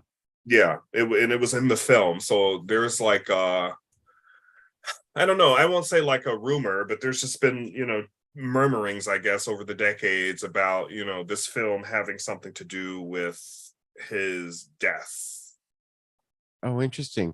Isn't Well, I that know strange? Anton LaVey, who was the Black Pope of the Satan Church, was like a consultant on it. Yeah. Yeah. They always did that though, like with Anton LaVey. The car had Anton LaVey as a consultant. right. Yeah. In fact, I think that was on, gosh, it was the show with AJ Benza that it was Hollywood Mysteries and Scandals. I'm sorry. Oh yeah. Mysteries and Scandals with AJ Benza. It used to come on E. It used to come on E in the late 90s, early 2000s. And they talked about haunted films and things like that, and strange coincidences. And this was one of the topics that actually had come up. John Lennon, Mia Farrow, and Rosemary's Baby. So, Right. and you guys seriously go watch the movie, and if you don't recognize the building, Yeah. So here's one from January 10th, 1970, with one of my favorites, Destroy All Monsters, but Eyes of Hell in 3D. I don't recall that one, Bill. That's The Mask. Oh, okay. If you've ever seen The Mask, Yeah. from 1961, and Yeah. only parts of the movie were in 3D. There was Right. a voice would come on the screen and say, "Put the mask on," and you would put on your 3D glasses, and you'd see some freaky shit. I have that on VHS. It came with, when I bought it, it came with 3D glasses. All right, then we've got, let's see, a whole bunch here. You got Bird with the Crystal Plumage, which I think I just did that on one of my blogs. Amazing film. Yeah, so good. Plumage has 2 M's. No, down there it does, but up here it's correct. It's a mad world. I love that movie. That's a great movie. Sting of Death. That's amazing. That's the one. That's Bill Griffith's film about the killer jellyfish. That's right. Neil Sedaka has a song in it called "Do the Jellyfish." Taste of Blood is a hurt. Neil Sedaka. I've actually been hunting him down recently because I want to cover some of his work. So Really? Cross your fingers that he's probably like, who the hell is this like black kid like wanting to sample my shit? Hey, you did it with Tom Jones. That was awesome. I love Sedaka. He was going to be, but still, I'm sure Neil's like, who is this kid? I've never a Dantes Alexander. Who is that? What's that? How does he know who I am? I think he'll probably be excited to hear that a younger person is interested in his music. He's so talented, and I actually stumbled upon him because I was listening to a playlist called The Brill Building, and the Brill Building is actually one of the old buildings that you can go to in New York. Like it was just the songwriting building, and if you needed a hit, you would just go to the Brill Building. You can walk past all of these different, publishing offices and listen to all of this different music. And but Neil Sedaka had actually come on after Frank Sinatra, and I said, "Oh, who is this guy? He's got some style here, but he doesn't sound like Frank Sinatra." And it was Neil Sedaka. So. He was going to be at our theater a couple of years ago. We had him booked to do 3 of our Pops concerts. He was going to be like the guest star, and he fell and broke his arm or something and couldn't do it. And I was really depressed, and we never were able to get him back. So I was looking forward to that. Yeah, I think him, along with a lot of like the older stars, they have like younger relatives managing their social media pages and stuff. So I would definitely reach back out, because I've been seeing him actually start to do a lot more interviews and stuff like that. So I would definitely reach back out. I love Neil. I love you, Neil. I love you, man. You're one talented guy. Please let me sample some of your stuff. So, by the way, get that out of my. Yeah, no, that's awesome. By the way, a viewer, Darren Kersey, wrote Sarah Douglas played Ursa. Oh. I knew it. Okay. Okay. Back of my head. So let's run through the rest of these real quick here. We've got October 31st, 81, Halloween 2 playing. I saw that at the drive-in. That always bothered me when they ran the Michael Myers, or what they thought was Michael Myers, over, and the car exploded and he burnt up, and I was like, oh my God. And then you learned it wasn't even him, and you're like, oh my God, they just killed some random dude. Somehow that's not the tragedy of Haddonfield that night. No. Right. Then we've got 1981, a reissue of Raiders, right? Because Raiders was 80, or was it 81? No, Raiders was 81. 81, okay. Sure. Along with the Looker with Susan Day, who was Laurie Partridge in the Partridge Family. I love that movie. Yeah, I gotta watch that again. That movie disturbed me when I was a kid. I think I gotta revisit that. It's so dumb, but it's a lot of fun. Albert Finney. It's a feel-good movie for sure. Looker or Raiders? No, Raiders. Oh, I was talking about Looker. Oh no, not Looker. No, that's a dumb movie. Sorry. So here we go. We've got a bunch of good ones here. The Werewolves on Wheels, Evil Knievel, which I think is the one with what's his name? The guy's famous, George Hamilton. About Evil Knievel. George Hamilton, yes. I'm just now learning about. Are you serious? Hold on here. Mm-hmm. Wait a minute. And What? Who starred as Evil Knievel? George Hamilton. Wow, get out of here. Okay, I'm gonna write this down. I'm serious, because I did not know that there was actually a movie about him. I've seen tons and tons and tons of documentaries, but I did not know that there was like a real movie about this guy. Yeah. That's well, cool. it may not be what you're expecting. It's a heavily fictionalized account of Evel Knievel's life. Oh, okay. All right. Well, I'll still check it out. I remember The Losers being good. I haven't seen that in a while. The Omega Man. Lady in Cement. Yeah, that's a Frank Sinatra movie with Dan Blocker, which the movie's not that good. He's a private investigator, and of course, they find a lady who's at the bottom of a lake with her feet in cement. Oh gosh. And but the soundtrack is Lalo Schifrin. She all right? Awesome. Huh? Was she all right? No, she was dead. She slept with the fishes. Which is funny because there's a character on General Hospital that deserved to die, and the main mobster guy didn't kill her, and everyone's like, she should have been sleeping with the fishes. Of course, Werewolves on Wheels. I wouldn't mind reapproaching that movie, even though I think it's terrible. It's definitely a misleading title if ever there was one. There's only one werewolf. Right. He's only in the movie for 5 seconds, and he is title, on wheels. Yeah. The title puts something in your head that doesn't happen in the movie. All right. I think I'm gonna have to bail, you guys. I'm running out of steam here. Sorry. That's fine. Yeah, you're fighting a cold there. So, and we're wrapping it up here. Well, thank you, Michael, for joining us. Sorry. Thanks, guys. Nice to see you. Talk to you Bye, later. Michael. Awesome. Bye. So I thought this was interesting. The videotape recorder from 1971. I was blown away when I saw this. That's pretty cool. Yeah. It was $795. Now it's only $247, which probably back then was the equivalent of $795 today. Yeah. Yeah. That's pretty cool. But look at the 9-inch video monitor though for $149. Yeah. TVs are cheaper than that now. Like you can get a 32-inch TV now for like $80. Right. Oh my God. I just thought that was cool. And then there was this Werewolves on Wheels playing with Simon King of the Witches, Bill, which we just covered recently. That's right. Yeah. They were co-features. Yeah. First Boston showing, 2 big hits in color. Technicolor. Yeah. No, this I thought was cool. I wish I had seen this. I don't know why the hell my parents didn't take me to see Invasion of the Blood Farmers, She-Beast, and the Embalmers. I mean, come on, Mom and Dad. What the hell? Is that one of like those double features? It's a triple feature right there. Oh, shit. Invasion of the Blood Farmers is amazing. I love it. Yeah.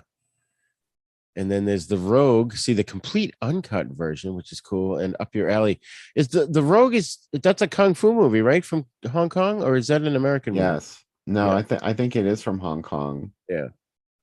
Despite the image in the ad. Right. She-Beast is Barbara Steele. Yep. Also, that's a Barbara Steele film, which is pretty. The Embalmer, it's not Embalmers, it's the Embalmer. So they kind of messed that up in the ad, but is that the one with the character Groper? The Embalmer? Yeah. Oh, no, that's the one. It's an Italian film, and there's a guy in a skull costume, right, killing people and taking them down into the catacombs. Yeah. So that's an amazing. And this Up Your Alley looks like one of those Carry On movies, you know, those British comedies that came The Rogue Up Your Alley. That sounds violent. It really does. Just a touch. Oh my God. And then I had to include this because we never had I don't understand where our Playmart was in Boston. I didn't have one near me. Oh, I guess there's a little map there I could zoom in. Oh, interesting. But the Star Trek dolls and the Space 1999 Moonbase Alpha set, my friend had that and I was so jealous. He also had the Eagle ships. And it's like, oh, I wanted those so bad. I had the Commander Koenig figure, though, which was sort of like the Mego Star Trek ones. I really want to try and get my hands on one of those vintage Star Trek dolls. They're so hard to get. Oh, yeah. I have a bunch of reissues. The only one I don't have is the proper Captain Kirk. I have like Captain Kirk in his dress uniform. Oh, wow. But someone I knew had that Kenner family tree house. I remember that thing, and that steer and go thing too. I had something like that. It was not Matchbox though. Oh, It was just like a knockoff thing. that looks like the Weebles house. Remember the Weebles? Yeah, the Weebles. That's what I thought it was when I saw it, but it isn't. Coney Island Action Arcade. That's cool. Oh my God. Toys was so much better back in the day. Yeah, I have to agree with you there. Definitely. Now, What? I think a lot of the toys now are actually just cheaply made out of all of that crappy plastic, you know? Oh, yeah. Yeah. Like, I was comparing some of my Power Rangers to some of the newer ones that I've been buying recently, and they're crap. Yeah. They're just crap. Now, this is from 1976. So look at this. G.I. Joe had to compete with the Bionic Man. So they created the Atomic Man with bionic strength. Oh, wow. I had a $6 million man action figure, and that was really awesome. It had like this arm. There was part of the arm that had skin you could roll up, and it showed the bionics underneath of his arm. And you could look through the back of his head and see through his bionic eye. It made everything up close. I still have that. And you could switch the arms out, and you had like different arms had different things. Like one had an oxygen tank in it. And Yes.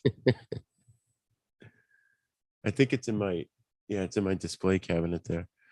And then this was from 76, October 31st. You had the Marathon Man. Is it safe? Is it safe? And Russ Meyer's Up, along with Challenge of the Dragon, plus Fists of the Double K. Oh my God. I'm going to see the Russ Meyer film. You going to see it? No. Out of this group here, Yeah. I'm going to be at the Russ Meyer film. There you go. Halloween 3. There you go. It's a tradition. Spend Halloween night with Halloween 3. The night no one comes home. That's awesome. So this is from 82, which I saw this in the drive-in as well. Lucky you. I know. Yeah, you got to see everything, seems like. And then I get pissed when I look at movies. I'm like, why didn't you take me to see that one? On Halloween, it knows what scares you. We just watched this the other day with my grandson. Poltergeist. Do you guys want to go see the brand new Poltergeist movie that's out? There's a new Poltergeist movie out? Oh, I'm sorry, not Poltergeist, Exorcist. Oh, yeah. I do want to see that. No one's seen it yet? I haven't seen it. Bill seems to have stepped away for a minute. But yeah, it looks good. I kind of want to see that. Yeah, my wife was actually, she ended up staying overnight at a friend's house on Friday, and the friend wanted to go see it. She's like, I can't go see it without Roger. Well, I mean, that's the best company, man, is going with your spouse or your loved one. Yeah, yeah. It really is. I can't even think of the last time I actually have gone to a movie by myself. You know what I mean? Yeah. I probably can list on my hand. I've seen Harry and the Hendersons was the first movie I ever saw by myself. Because my mother and my grandmother went to see Stand By Me. I didn't want to see that movie. And then which I have on DVD. I saw Jason Takes Manhattan, Part 8. Okay, I do remember that. Yeah. I saw that by myself because nobody would go with me to see it. Oh wow. I can't remember which other ones I may have gone by myself. Oh, I saw JFK by myself, but that was because I was sick and I was at work and my friends were like gonna go to see it, and we got our signals crossed and it was playing like at like 8 o'clock, 9 o'clock, 10 o'clock, and I was running late, so I just picked one and went and saw it. You're like, I'm just gonna go. And I would have rather just gone home because I was so sick, but I suffered through it. So that's, I'm just gonna look ahead and see how much we have left. I think we can sort of wrap this up soon. See if maybe there's a cool one. I think this is a good one to end on. Oh yeah, it's close to the end. Well, let me hear. While Bill is away for a second, he's probably just taking a break. I will I'll look at Flesh Gordon. Ooh. Porno movie. A famous porno movie. Wait, I think we have Flash Gordon actually on DVD. No, this is Flesh Gordon. Is this one of those X-rated movies that I? Yes. I think that is just so cool, though. And I don't know why America is so prudish like that. How did we get to a point now where you can't even go see an X-rated movie in a theater?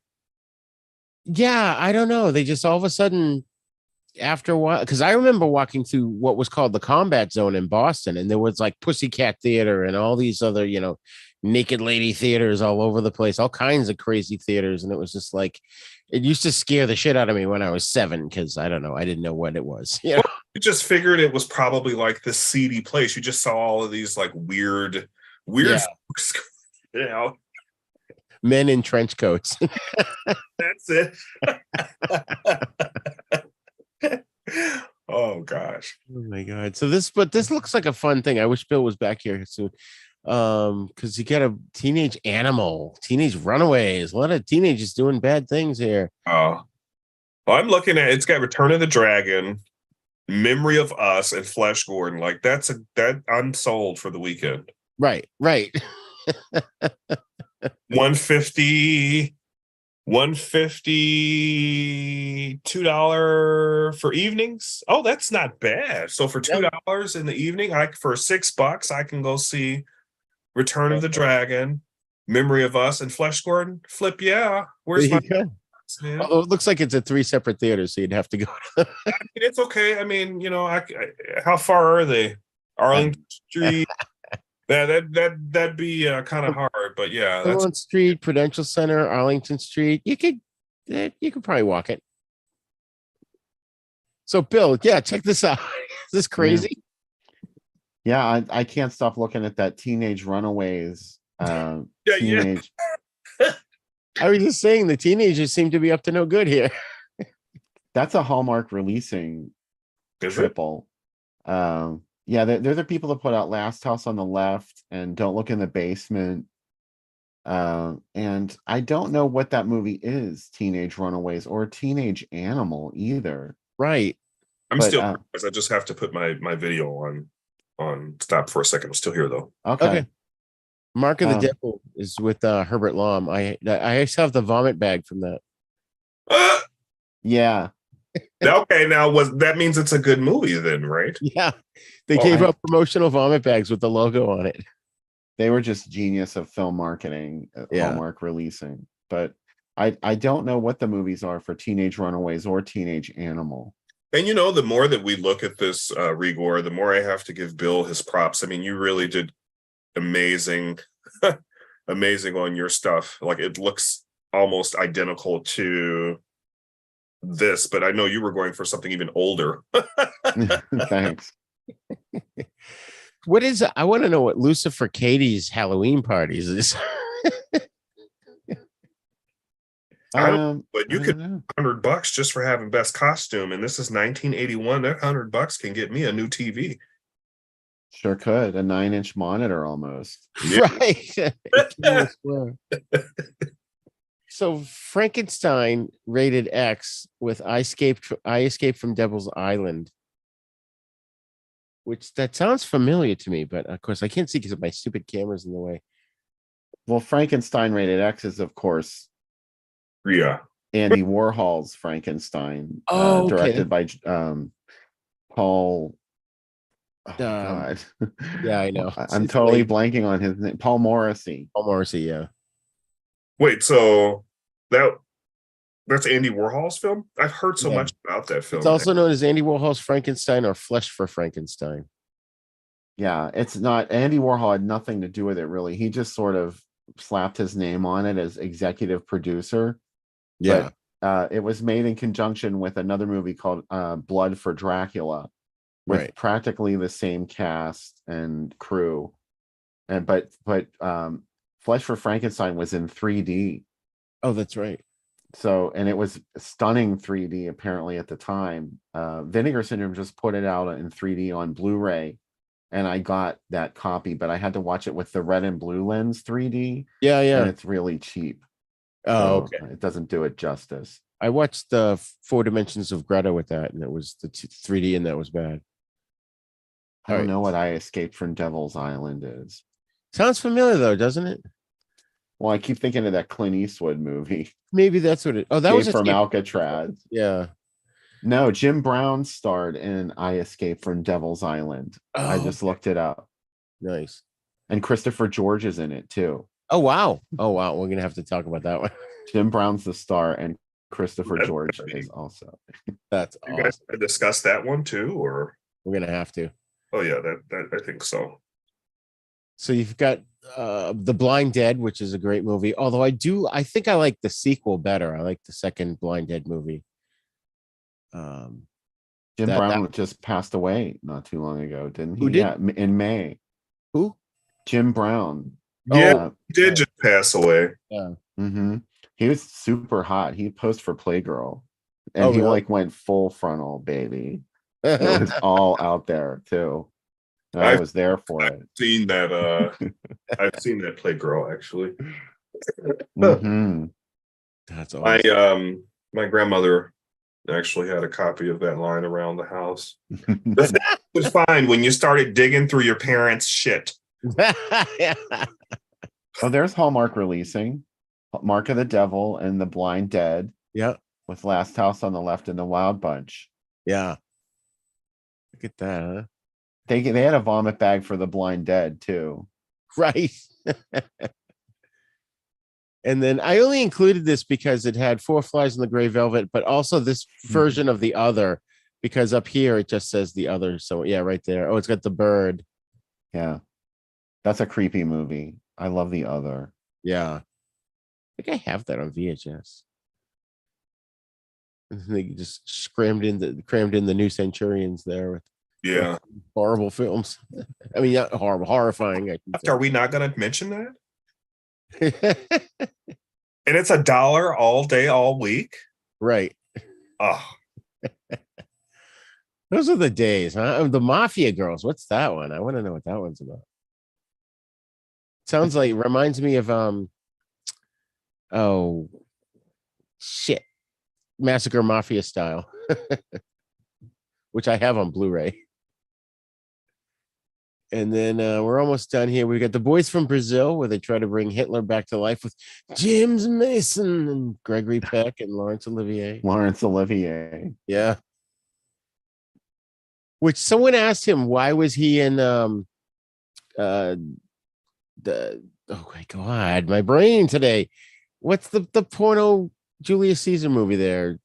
Oh, Caligula. Caligula. Yeah. Someone asked him why he was in that. He's like, well, they paid me. Okay, Isolar Mars, written by John Carpenter. Midnight Espresso. Going south. We're getting That was a scary movie. Midnight Express. Oh, God, yeah. Jesus. I love John Carpenter. Speaking of him, he actually has a new series out called I think it's Suburban Nightmares, I think. Yes. Yeah. It's quite good. You guys should check it out. It's like reenactments of real crimes, right? Yeah, but given the reenactments are very cinematic. Right. So oops, why does it keep doing that? So here's there's a couple of kung fu movies here, Seven Blows of the Dragon. And then what's this one here? Night of the Full Moon Murders. That is that's a Sean Cunningham film. Really? And it was called that Night of the Full Moon Murders is the original title, but it's better known as Sex on the Groove Tube. American Graffiti. Oh my god. That's a great movie. Sex on the Groove Tube. I did see ads for that when I was looking this up. Yeah, it's like a softcore porn film about a female vampire. Oh, interesting. Huh. Oh, that does sound interesting. Oh, Well, and if I mean- you got a Jim Brown movie, Seven Blows of the Dragon. Mm-hmm. How many people actually have the nerve to make a film that combines horror, sex, and gore? That's revolutionary. I'm sorry, I'm late to this party, but There's quite a I think- few. Yeah, I think the first one that I can think of. I mean, Herschel Gordon Lewis was doing gore in the 60s, but they weren't sex films. The first one that I can think of that combined gore and sex was this movie called Hard Gore from 1973. Huh. And there was another Joseph Sarno film around that time, Widow Blue, which was really gross. It had a lot of gore in it. So those were probably the earliest examples that I can think of. It wasn't popular though by any means. I think the first one I saw was Porno Holocaust. Oh yeah. MASH. Is Margot Kidder in Sisters? Michael Kidder. That No, name Margot. is familiar. Yes. Yeah. Yes. She was She Lois was. Lane in the original Superman movie. That's oh, you're right, Margot. And you know what? Because I remember when I first saw that Superman movie between you and I was surprised that she was Lois Lane, but like as time sort of progressed, I was like, that's Lois. And she's in Black Christmas. Yeah, she is. She is. She is. Yeah, yeah. So just jumping over to the comments here on Facebook, we've got Darren was responding to you, Bill, but I can't see the other ones. He says, my pleasure, Bill. But then he says that he's addressing you directly, says Hallmark releasing Own the Symphony Theater in Boston, I guess. Yeah, there it is right at the top there. Yeah, they were from Boston. Yeah. They were based out of Boston. They put up the money for Friday the 13th. Oh, okay. Yeah. That's cool. And he says Harry Reeves was in Sex on the Groove too. That's right. Oh, Nina Fury is a fan of the other. Thanks, Nina, for your comment. Oh, okay. Oh, and Jim Brown's in Riot, not Seven Blows of the Dragon. I misread that here. And then let's go to here, which I just talked about this one of our werewolf shows we talked about, even though there's no werewolves in it, we were talking about Paul Naschy and Yeah. The Morgue came up, which that's a really good movie. I love that one. Yeah. I think that's one of Paul Naschy's best acting gigs. Beware the Hunchback of the Morgue. I'm going to write that one down too. What year did this come out? It's actually 73. 73. Holy cow. I would have pieced this just based off of the artwork. I probably would have pieced this at maybe the 40s. Yeah. No, that was 73. I Drink Your Blood is amazing too. Yeah. That's the one with the rabies and the pies, right? Yes. Yeah. Rabid hippies. I love that movie. Seems like there was so much more variety of film back then. People were not scared to take chances either, I mean, look at this one on the right, the Deadly China Doll. These are 3 separate ads that I just strung together because I thought they were cool. Unstoppable, uninhibited, dangerous, devastating, wicked, deadly, delicious. Delicious. It's not vicious or malicious, just the lovely and delicious. And then this one at the bottom left, I had no idea what it was, but it looked cool. Wrestling Queen. She's big. She's beautiful. She'll do anything to win. It sounds like some of the chicks from WWE. Right. a great painting there, too, of the chick with the hair. Have you heard of this, Bill? I have not heard of Wrestling Queen. Sorry. Wow. Heard of that either. I'm going to have to look it up on IMDb. Excuse me. Okay. Old. Let's see. What did we say was a Wrestling Queen? All right. Wrestling Queen, young and mean.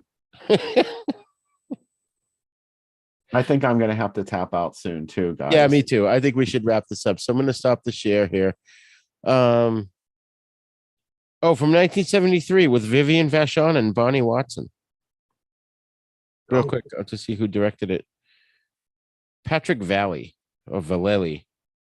I don't know. Before we wrap up, is there any way, Roger, that you can get a picture of Angela Mao?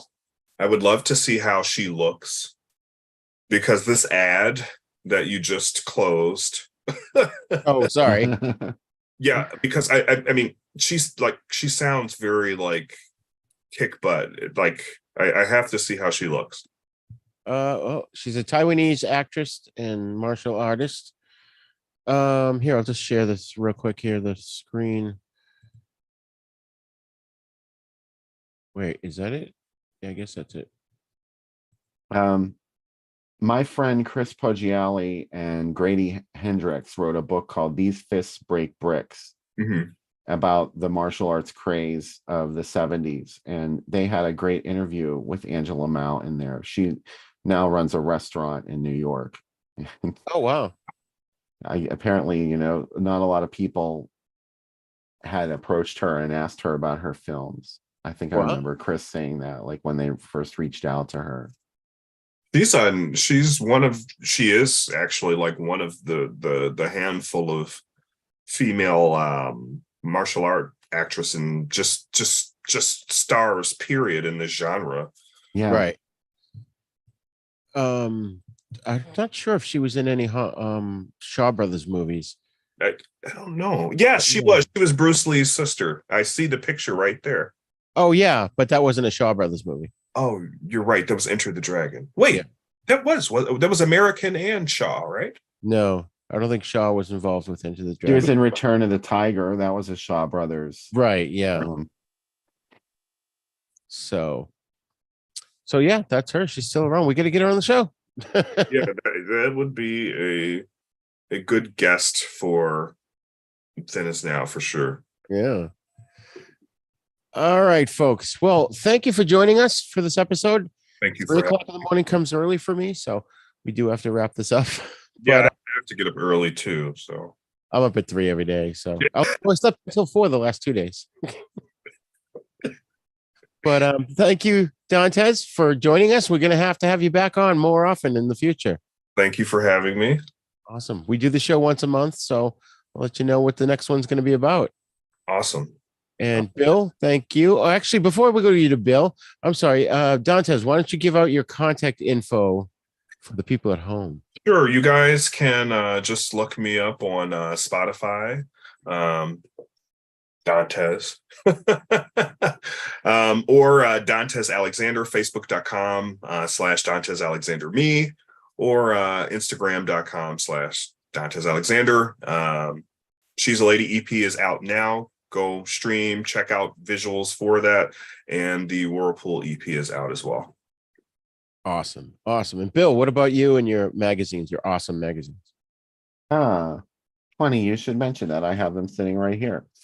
The latest issue of Drive-In Asylum, number 25, is available in the Groovy Doom Etsy shop. If you're in New York City, you can pick it up at Forbidden Planet as well. And we've got a great lineup of stuff in here. A profile of Stephen Mena's film series of Malevolence. Armand Mastroianni did an interview. We got great reviews of fantastic films like Blood and Lace, Dirty Mary, Crazy Larry, Race with the Devil. Rigor did a fabulous article about soap opera stars, the first installment of which, who went on to make horror films. And that's the new issue of Drive-In Asylum. Also, for Halloween, pick up the new issue of Haunt. Go get it, because I'm going to take it off sale before the end of the month. So, as soon as it sells out, I'm not going to order any more because we're already getting into the last half of October. So it is what it is. Go pick it up before it's gone. Awesome. Until next year. Grab it. Excellent. All right, folks. Well, we're going to sign off, but if you guys could just stay on for 2 more minutes afterwards, that'd be great. Yeah. Thank you for joining us tonight, everyone. And I'm going to stop this live stream if I can figure out how to do that without stopping the whole thing. Thanks, people. Have a happy Halloween, everyone. I really really hope everyone does enjoy their Halloween. So good night, everybody. There we go.